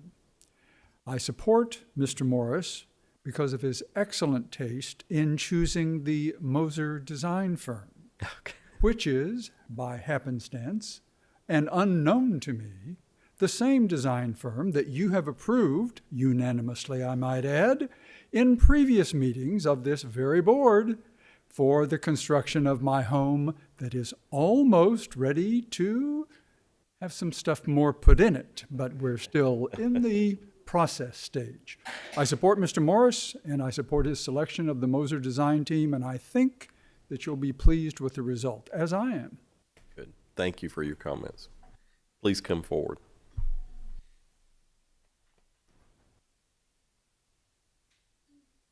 Give us your name again, please.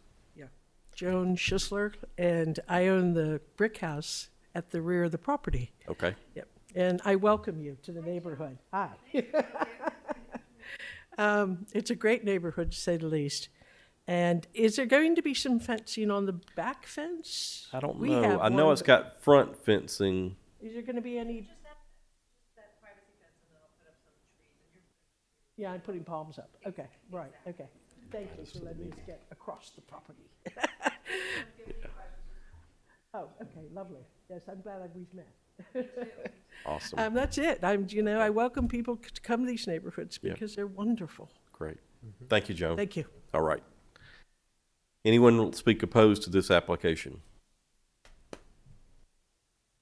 Did you want to speak a favor or opposed? No? Okay. All right. Hearing no more public comment, I'd ask for a motion of someone on the board. Mr. Chairman, sir, can I make a motion? Please. All right, so on application number CERD 26-001065, location 333 Orangeburg Street Southeast, tax parcel number 121-10-14-005. I find that this project is in harmony with the prevailing historic architecture character of the district, and I find that it is harmony because of the old Aiken design guidelines, specifically sections 2.4 site design residential type. Find it begin page 25 and 5.2 architectural guidelines for residential type buildings, new buildings found on page 109. Okay. Second. All right. We have a motion and a second. Any discussion about this application? When I looked at it before I saw the picture, I was a little concerned, but all my concerns were addressed, and I think it's a sleek, nice project and property, and I think it's going to be a great addition to the community. Yeah, I agree. Anybody else? Okay. We have a motion and a second. All those in favor, raise your right hand. All those opposed, the same. It looks like it's unanimous. Thank you for your patience tonight and for coming. Just one question to the applicant. Y'all gonna have a block party after this is over with?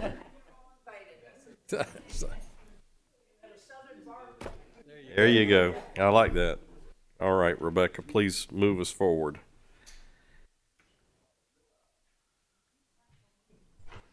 Item G under new business, application number CERD 26-001066.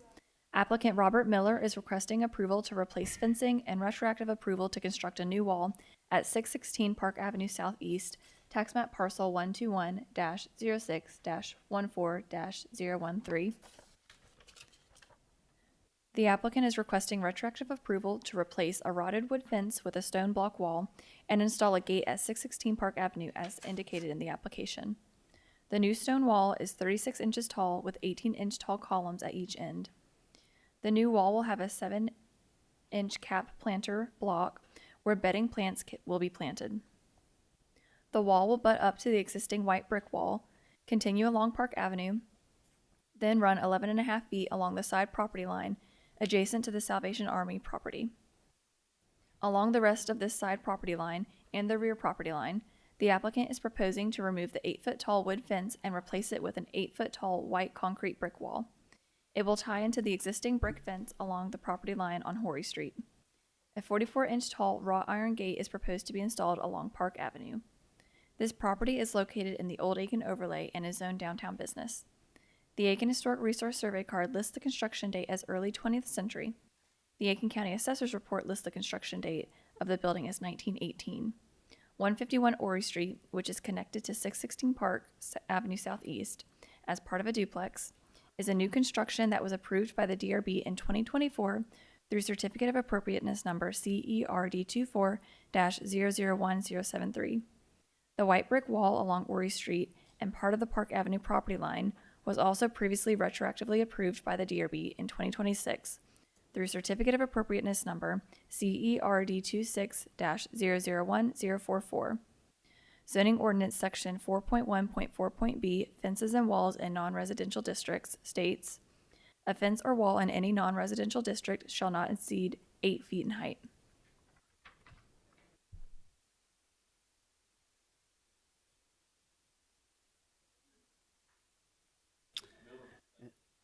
Again tonight, would you give us your name and address for the record? Robert Miller, 151 Ori Street. Okay. Anything you'd like to add to what the staff had to say? Well, in the workshop, I noticed had some negativity about the wall or whatnot, and I just want to know what y'all. I've been hearing things about concrete in here tonight, about negativity towards concrete pavers and that kind. They're everywhere. The whole city is lined with pavers here in this town. Right. And you got concrete block walls. When I came to this town, I bought a little block plant on Buford Street. Mm-hmm. And we made concrete block. And half the town had block walls going up. And I just don't understand what the negativity is coming from now. Concrete has been in this country and in the world since the Romans. So the negativity of it just gets me fired up. And if it wasn't for concrete, you wouldn't have any structural buildings. Yep. You wouldn't have any highways. You wouldn't have any bridges. You know, and when y'all build something, you need concrete. Right. So that's just something I wanted to get off my chest. Okay. And it also provides a lot of jobs for a lot of people. That's right. You know. Yeah, I think you preachers. Some of us are preaching to the choir on that. Yeah. So I'm with you there. But anyway, I understand where y'all's feelings might be as far as the fence. The fence going in the back, it needs being replaced. And I was going to use my concrete fence that we manufacture at my plant. And they panel walls, just like a sound wall out on the highway. Mm-hmm. That's how they're designed. And you just stack them up in there. They're replaceable. They can be taken down. They can be replaced. But termites and bugs and things like that will not deteriorate it. They'll last forever, instead of all these wooden fences that are going up that last a year and a half. So that part, I hope that we could get past that, and I can at least put that fence up on the perimeter back walls of my house. Mm-hmm. The very front, you know, if that's something that you don't like, I mean, if you feel like it's out of character or whatever, I was trying to do something that gave that cottage something special to make it feel older, make it feel like it was a unique place. Mm-hmm. And it is unique to me. You know, we've fallen in love with that cottage. We like it. But these blocks that I put up there's something I can take down. It doesn't bother me a bit if that's what you want to do. Mm-hmm. And I could come back later on and reapply to redo this thing. But if that's what it takes, I would just assume to forward this motion to be council today and let me come back with a different wall. But I'd like some feedback. Yes, sir. About the wall and be honest about it. Yes, sir. You know, if it's too massive, you know, I get it. Mm-hmm. You know, these walls are designed for like parks, recreations, they're retaining walls, but these are planter block walls. Right. You can plant in them, you can put plants in them, you can put wrought iron in between it. I mean, it would be a beautiful wall once I got finished with it, but I'm not doing anything else because when I got stopped with it, I thought when we did that originally on the first fence, you know, in the first wall, I thought Melanie with Designer Builders had done the whole concept because I gave her the whole packet. She did. Okay. So that's why I'm here today. You know, we could have addressed this back then. But other than that, but that's what the wall looks like. If you don't like it, that's fine with me too. I mean, I can take it down. It doesn't bother me a bit. You know, Well, personally, I think it's a really good looking wall, and I love the fact that it's got a planter built into it. It does have a little bit of a strong massing, feels a little strong for that house. But I guess my issue, Mr. Miller, is that I can't find anywhere else downtown that has a wall that looks like that, and it just feels a little out of place. Even though it's attractive wall, it just feels a little out of place in front of the cottage there. As far as the brick wall around the side or the panel walls around the side, you know, if I was standing back and looking at the side of the rear wall, I couldn't tell it wasn't brick from the road, you know, because it looks like brick, quite frankly, and which would match your brick fence on the material wise on the right there. So so I personally don't have any issue with the brick panels, but I do feel like something maybe a little simpler or less massive would look better in front of that style cottage. That's just my personal belief. You know, you were asking for feedback, so I'm giving you my open and honest feedback. But it's a great looking wall, and I love the idea of a planter. I just don't feel like it's right in front of that particular cottage. Okay. But it's not all about what Ben thinks. It's about what the whole team thinks. And so I'm going to ask if there's anybody else have any questions or comments. Yeah, so Mr. Miller, appreciate your feedback on it, but just thinking, and we discussed extensively about the two buildings, the house and your new residence, which is a beautiful house. My question is, if the bricklayer was there laying brick, did it not occur at any point in time just to have him just lay that corner, maybe with a smaller wall, versus putting the ready rock there? well, my plan was to have this wall when I did it. Yes, sir. And when we talked about it, when we were getting the house approved and everything, we talked about this wall. We talked about the tall walls. Of course, everything's changed up here. We don't have the same people here. Yes, sir. You know, but and I get it. I mean, I can come back and show y'all taking my wall I've got there and dropping it down and making it all white in front of it. I mean, that doesn't bother me a bit. Yeah, so you look at it and you know, the text states that it's a duplex per se. I know I would hate for you, retroactively speaking, because it's there now. You asked for feedback. Me personally, I think that it would be amazing if you did the same concept, smaller wall, just with brick, and it kind of matched the brick that you currently have on around the other residents. Because I think it'd be quite impressive. I'm not taking away from the craftsmanship there, but the rocks are massive for that small cottage.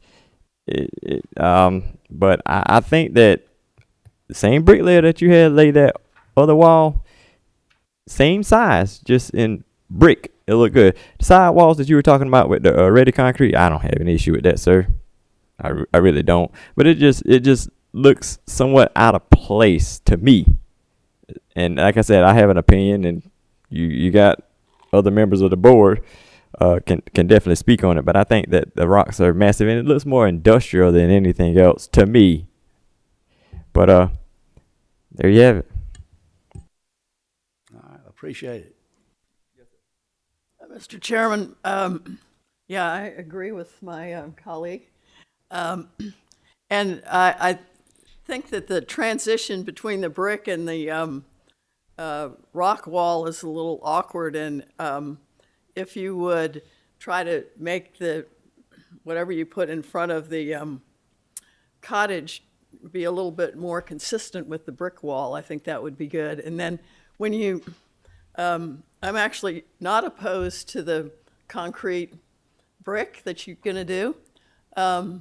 But again, making sure that the transition between the brick and the concrete brick looks good.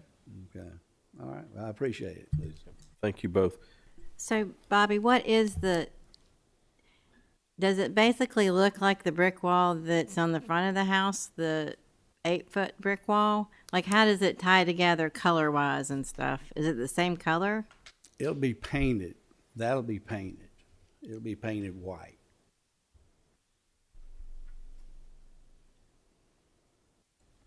Mr. Chairman, I don't have a problem with the wall that looks like brick. But this is way too massive for the front of this little cottage. And I would hope that he would, I'm assuming they stopped him before he finished it, or is it finished? I Yeah, don't- they stop. And you can, if you can take it down, I think that'd be the best thing to do, is take it down and replace it and come back with something that is not so massive. Okay. That was That's appreciated. my take on it. Feedback. Yeah, thank you. Thank you, Leland. Or even a low wall of the brick with a little picket above it, just so you can see the cottage. Do a low brick wall to match the Yeah, I'm existing gonna wall. bring it down A low. picket on top or nothing on top, just. It's gonna be a low wall if I come in front of the cottage. Yeah, I think if you mimic and play it off the other brick wall, you But I've also got to be 48 inches tall because I got a pool in the backyard. Right. And I asked that until I can get this approved, and I'm not asked to move that fence until I get something approved so I can get it built, because I got a pool in the back of the yard. That makes sense. Yeah. Yeah. I mean, I'm trying to get this thing closed off because Right. I don't want the liability of somebody coming in there Yeah. or somebody in the swimming season. Yeah. And I love the gate that I'm you've waiting got. on my gates for my front entrance. Right. You know, and we need to get them done. I like the gate too. Yeah. But it doesn't taking that wall down takes me about 4 hours. yes, sir. So, Did the gates you have other gates besides that one? well, the gates that go on the original approved drawings. Okay, that was administratively done though, right? So you just approved it. Yeah. But I that's the haven't only seen 'em. gate that was being approved tonight for the fence, for in front of the cottage. Okay. Any other comments from the board to Mr. Miller? Questions? Okay, Mr. Miller, let's see if we can get some public comment, okay? Okay. If you'll sit down for a second. If not, I'd like just to remove my application. Oh, you want to withdraw the whole thing? Withdraw it till I can, till, Just the front or the side and the front? just the front. Just the front, Because it's obvious nobody's gonna pass that. okay. So the back be fine if I can, but it's not in two different applications, it's all in one, right? Right. But you can amend your application. You can amend it Okay, verbally, all right. right? We Okay, can at least get that done, and then. yes, sir. Then we'll come back on the other. Just to be clear, say, if you would, for the record, ask to have the front wall removed from your application at this time. Yes, I'll do that. Okay, all right, thank you. All right. Anyone in the audience want to speak in favor of this application? Anyone in the audience want to speak opposed? Yeah, I think so, but if you've got a suggestion, introduce yourself, please. Hi, Linda Johnson, 515 Parkside Drive. The Millers were faced with a challenge when they bought this property and wanted to build their new home. They wanted to build a larger new home, again, next to a small, modest, historic bungalow. And we know that they went through a lot trying to work through getting those to be complementary. I know that they worked very hard on that. The stone wall is a step backwards on that complementary. It doesn't complement the historic bungalow. It doesn't complement the new wall. It doesn't complement the district. So I'm glad to hear that he wants to rethink the stone wall. What I did like on the wall was that it's not as high as the adjacent wall. It steps down, which kind of fits the fact that it's in front of the smaller part of the home. So look forward to hearing or seeing what he comes back with. But I'm also concerned that just a few months earlier, the Millers had to come to you with a retroactive COA for that first wall, and just months later, we're at a retroactive COA again. And I'm a little surprised by that. And not sure what we're going to do about that kind of thing. So thank you. Yes, ma'am. Okay. Any other comments from the public? Okay. Mr. Miller has asked that his application be amended to only address the concrete panels along the side. Do we have any motions regarding that?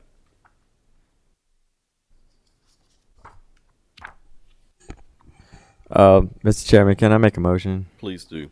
On application number CERD 26-001066, amended application, we find that the adjacent wall, 8-foot tall white concrete brick wall, will be in harmony with the district. Using the old Aiken design guidelines, specifically 2.1.6 site design, downtown commercial type fences and railings are found beginning on page 14. But part of this motion, I would also like to talk about the amendment where he is removing the front stone wall. Second.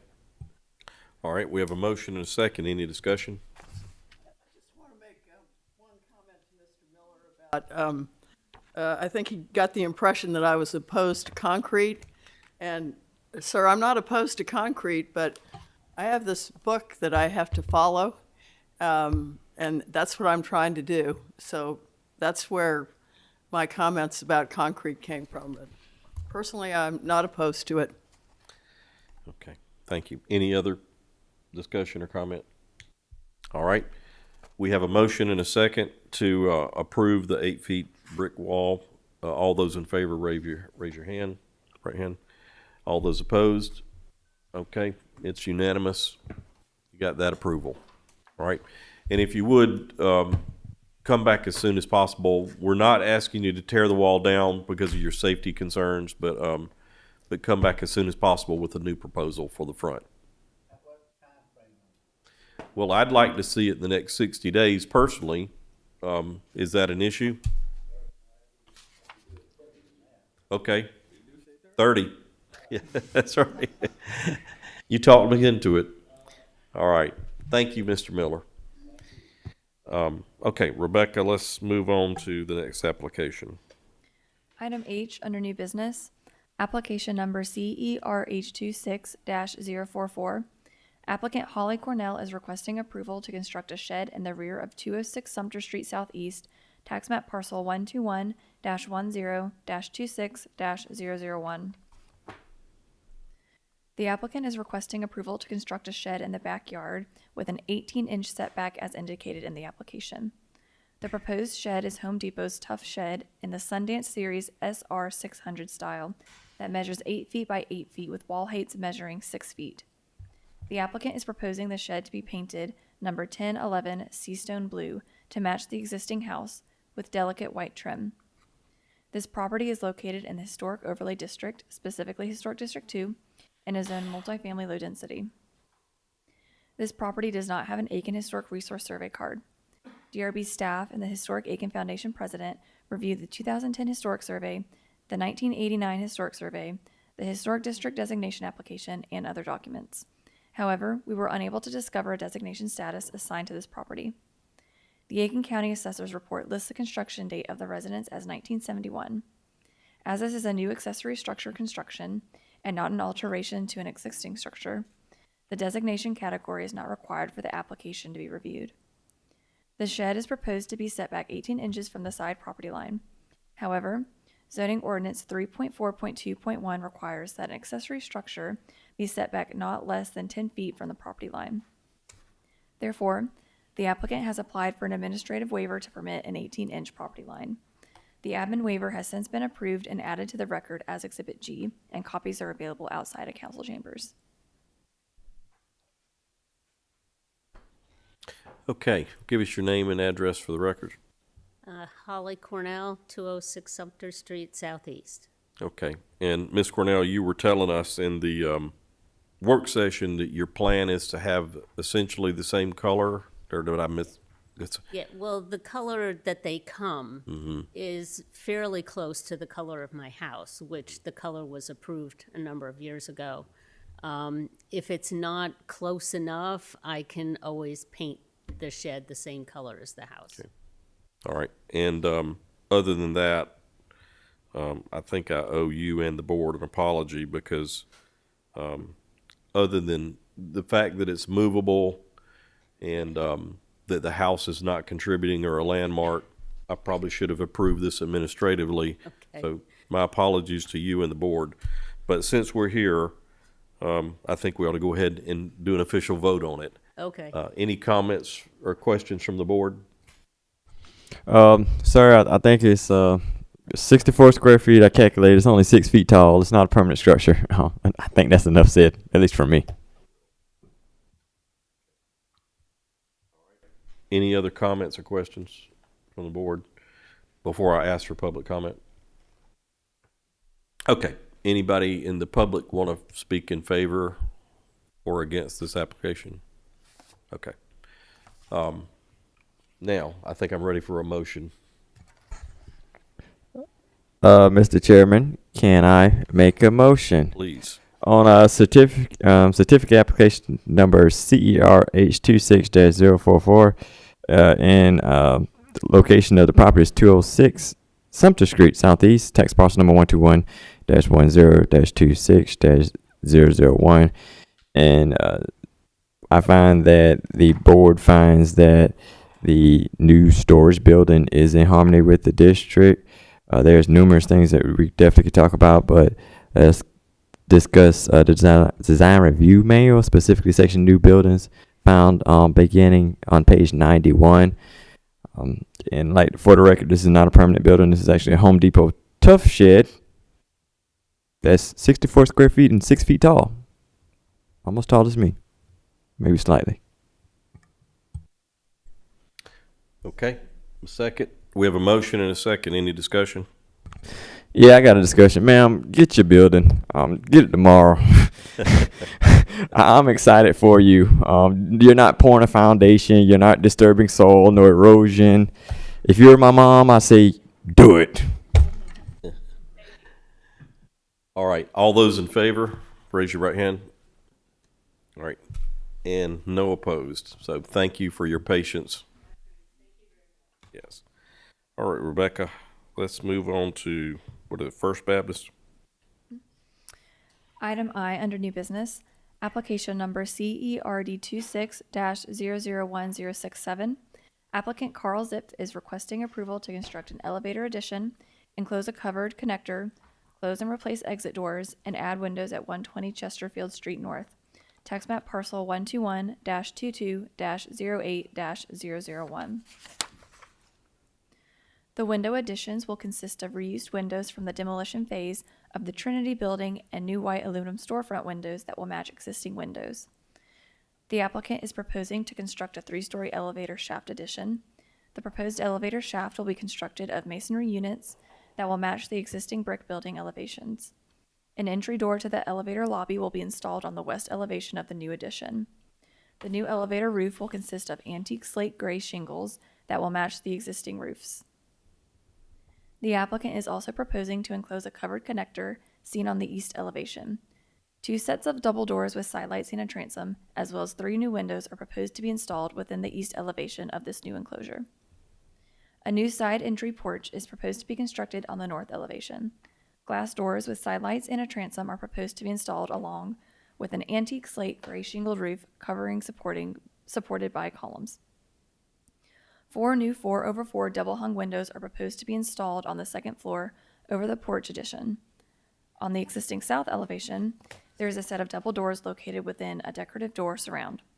The applicant is proposing to remove these doors to replace it with infill brick and a window that will match the existing windows on this facade. This property is located in the Old Aiken overlay and is zoned downtown business.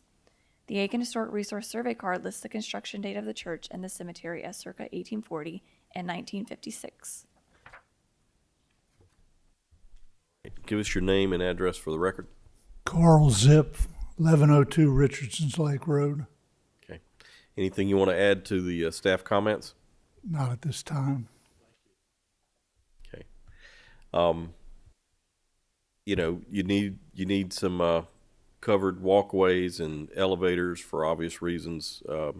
It seems to be very tastefully done, trying to keep in with the design and the layout and the colors and textures of the existing church. I really have no issues with this, but I do want to give an opportunity for any members of the board to ask you questions. So does anyone have any questions or comments?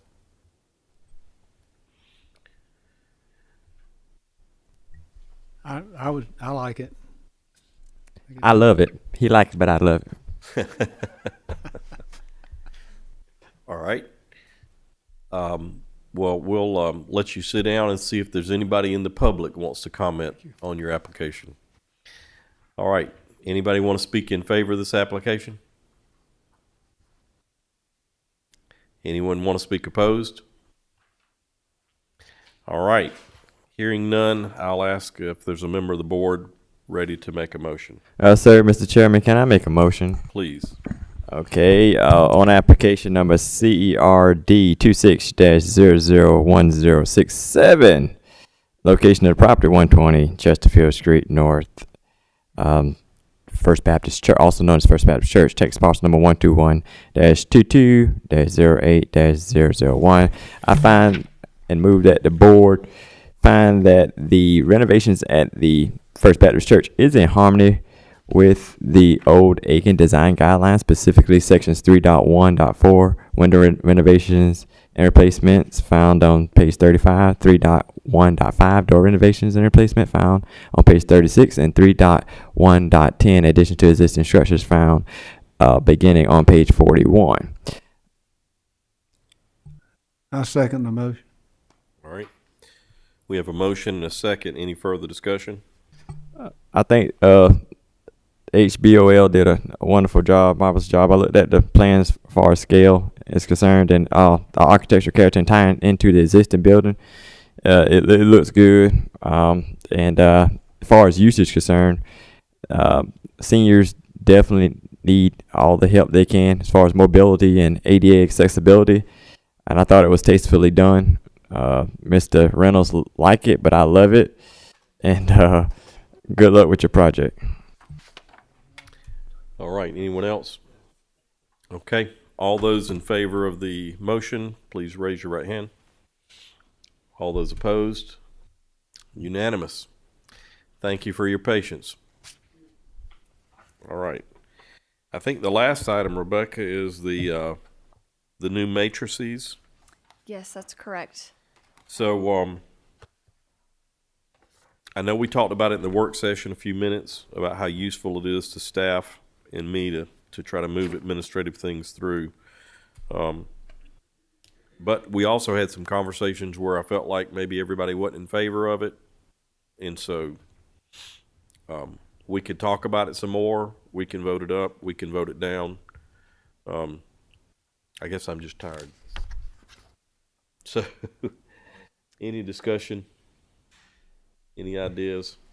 I looked at it, and the ones that they changed looked reasonable to me. Okay. I didn't find any deficiencies, Rebecca. The changes seem sufficient. Okay. Could I also ask that the board members take a look? There are a couple of sections that I've highlighted where I combined the Old Aiken overlay, both of the matrices, and there were a couple of categories that in one of the matrices did not exist. So if you wouldn't mind clarifying for me the level of review you'd like me to put in those categories so I have a complete matrix. Or is that the page you have on the screen there? Yes.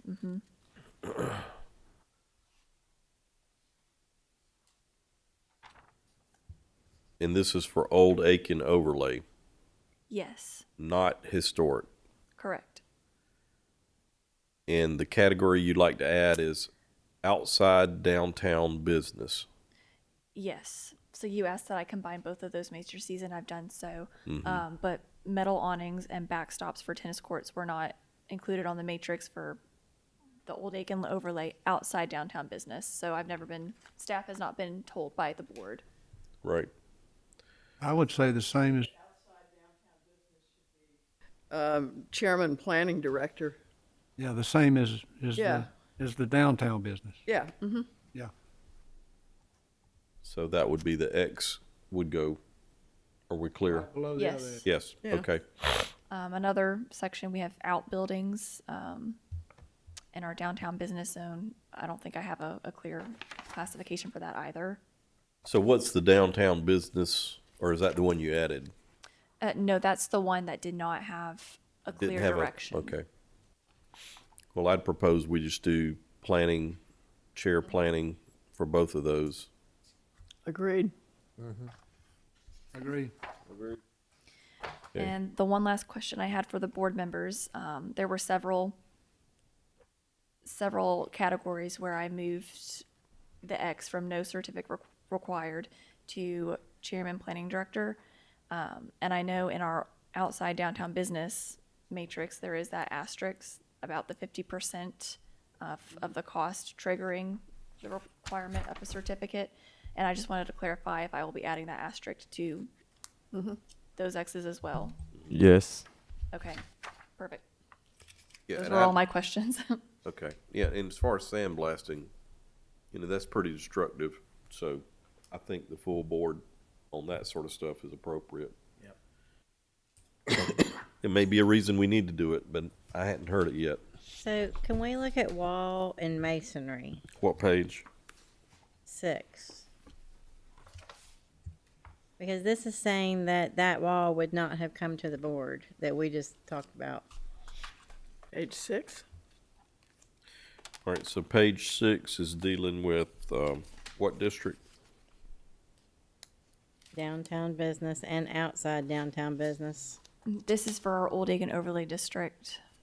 So that's Exhibit B, page 6. Exhibit B? Yeah. Exhibit Correct. B, yes. Okay, I was in A. Okay,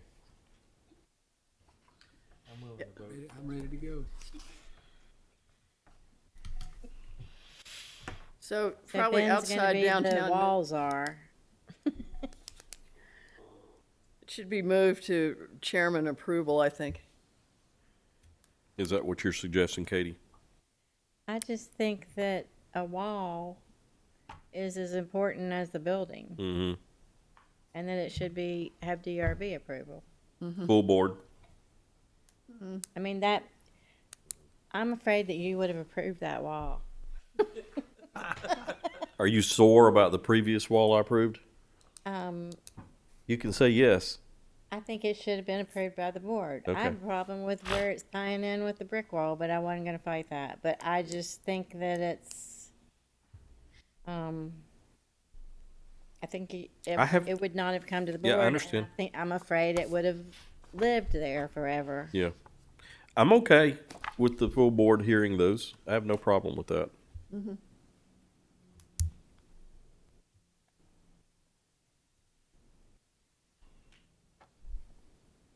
And for the record, I contemplated bringing that wall to the full board.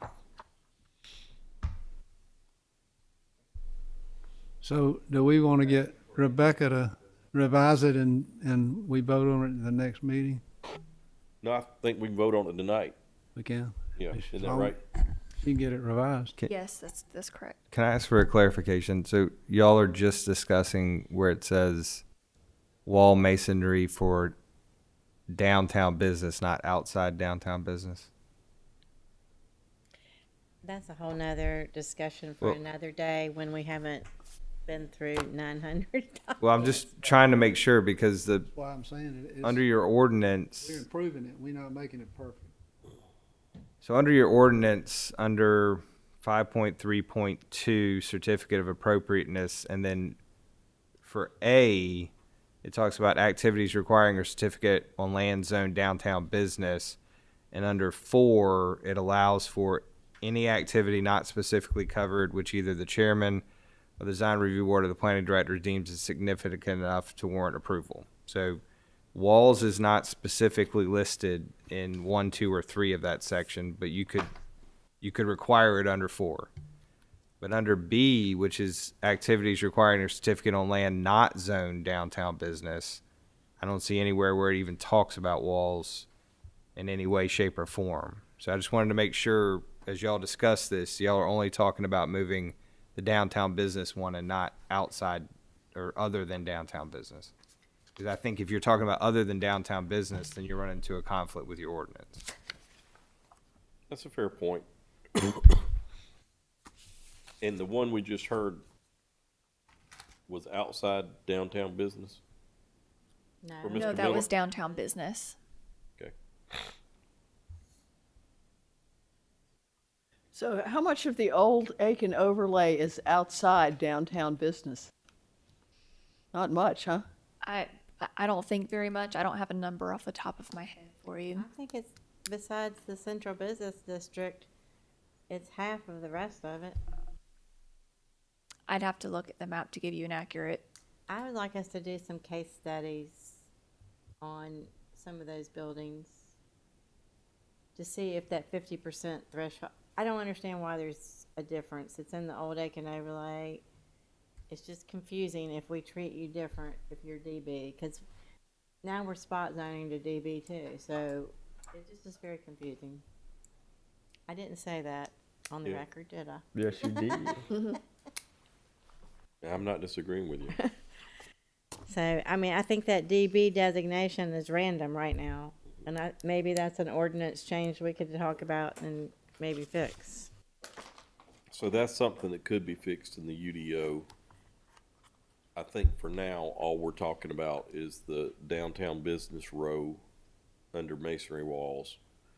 And I'm hearing Katie say that she thinks that ought to be under the design review board column. Are y'all okay with that? Yeah. Moving it to the full board? Yes. Mm-hmm. All right, Rebecca. But we have to leave the outside all the way on the right, no certificate required. Right, Daniel? I mean, that is the way I read your controlling ordinance. Because it has a specific section for activities requiring a certificate on land not zoned downtown business. And in there are 4 parts, none of which contemplates a wall or fence. And there is no caveat like there is in the section before it that talks about downtown business. There is no caveat that says or any other activity not specifically covered. So your ordinance, I don't think, allows you to require a certificate of appropriateness in that scenario. Perfect. Okay, anything else? All right, So basically what our ordinances, what these matrices are saying, unless you're doing a new construction or addition, nothing's gonna come to the board. Maybe this wall will, but everything else will just, you'll have to approve. well, if it's something I think that one of y'all are against, I'm gonna bring it to the full board. Yeah. I mean, I make mistakes. I'm not trying to say I never make mistakes, but I can assure you, if I think it's controversial, I don't wanna make a decision by myself. And he doesn't mind calling. I'll call, yeah. We appreciate it, Chairman. So, Mr. Chairman, I'd like to make a motion Woo! that we approve the matrix, the new matrix with the changes that we discussed today. Okay, second. Second.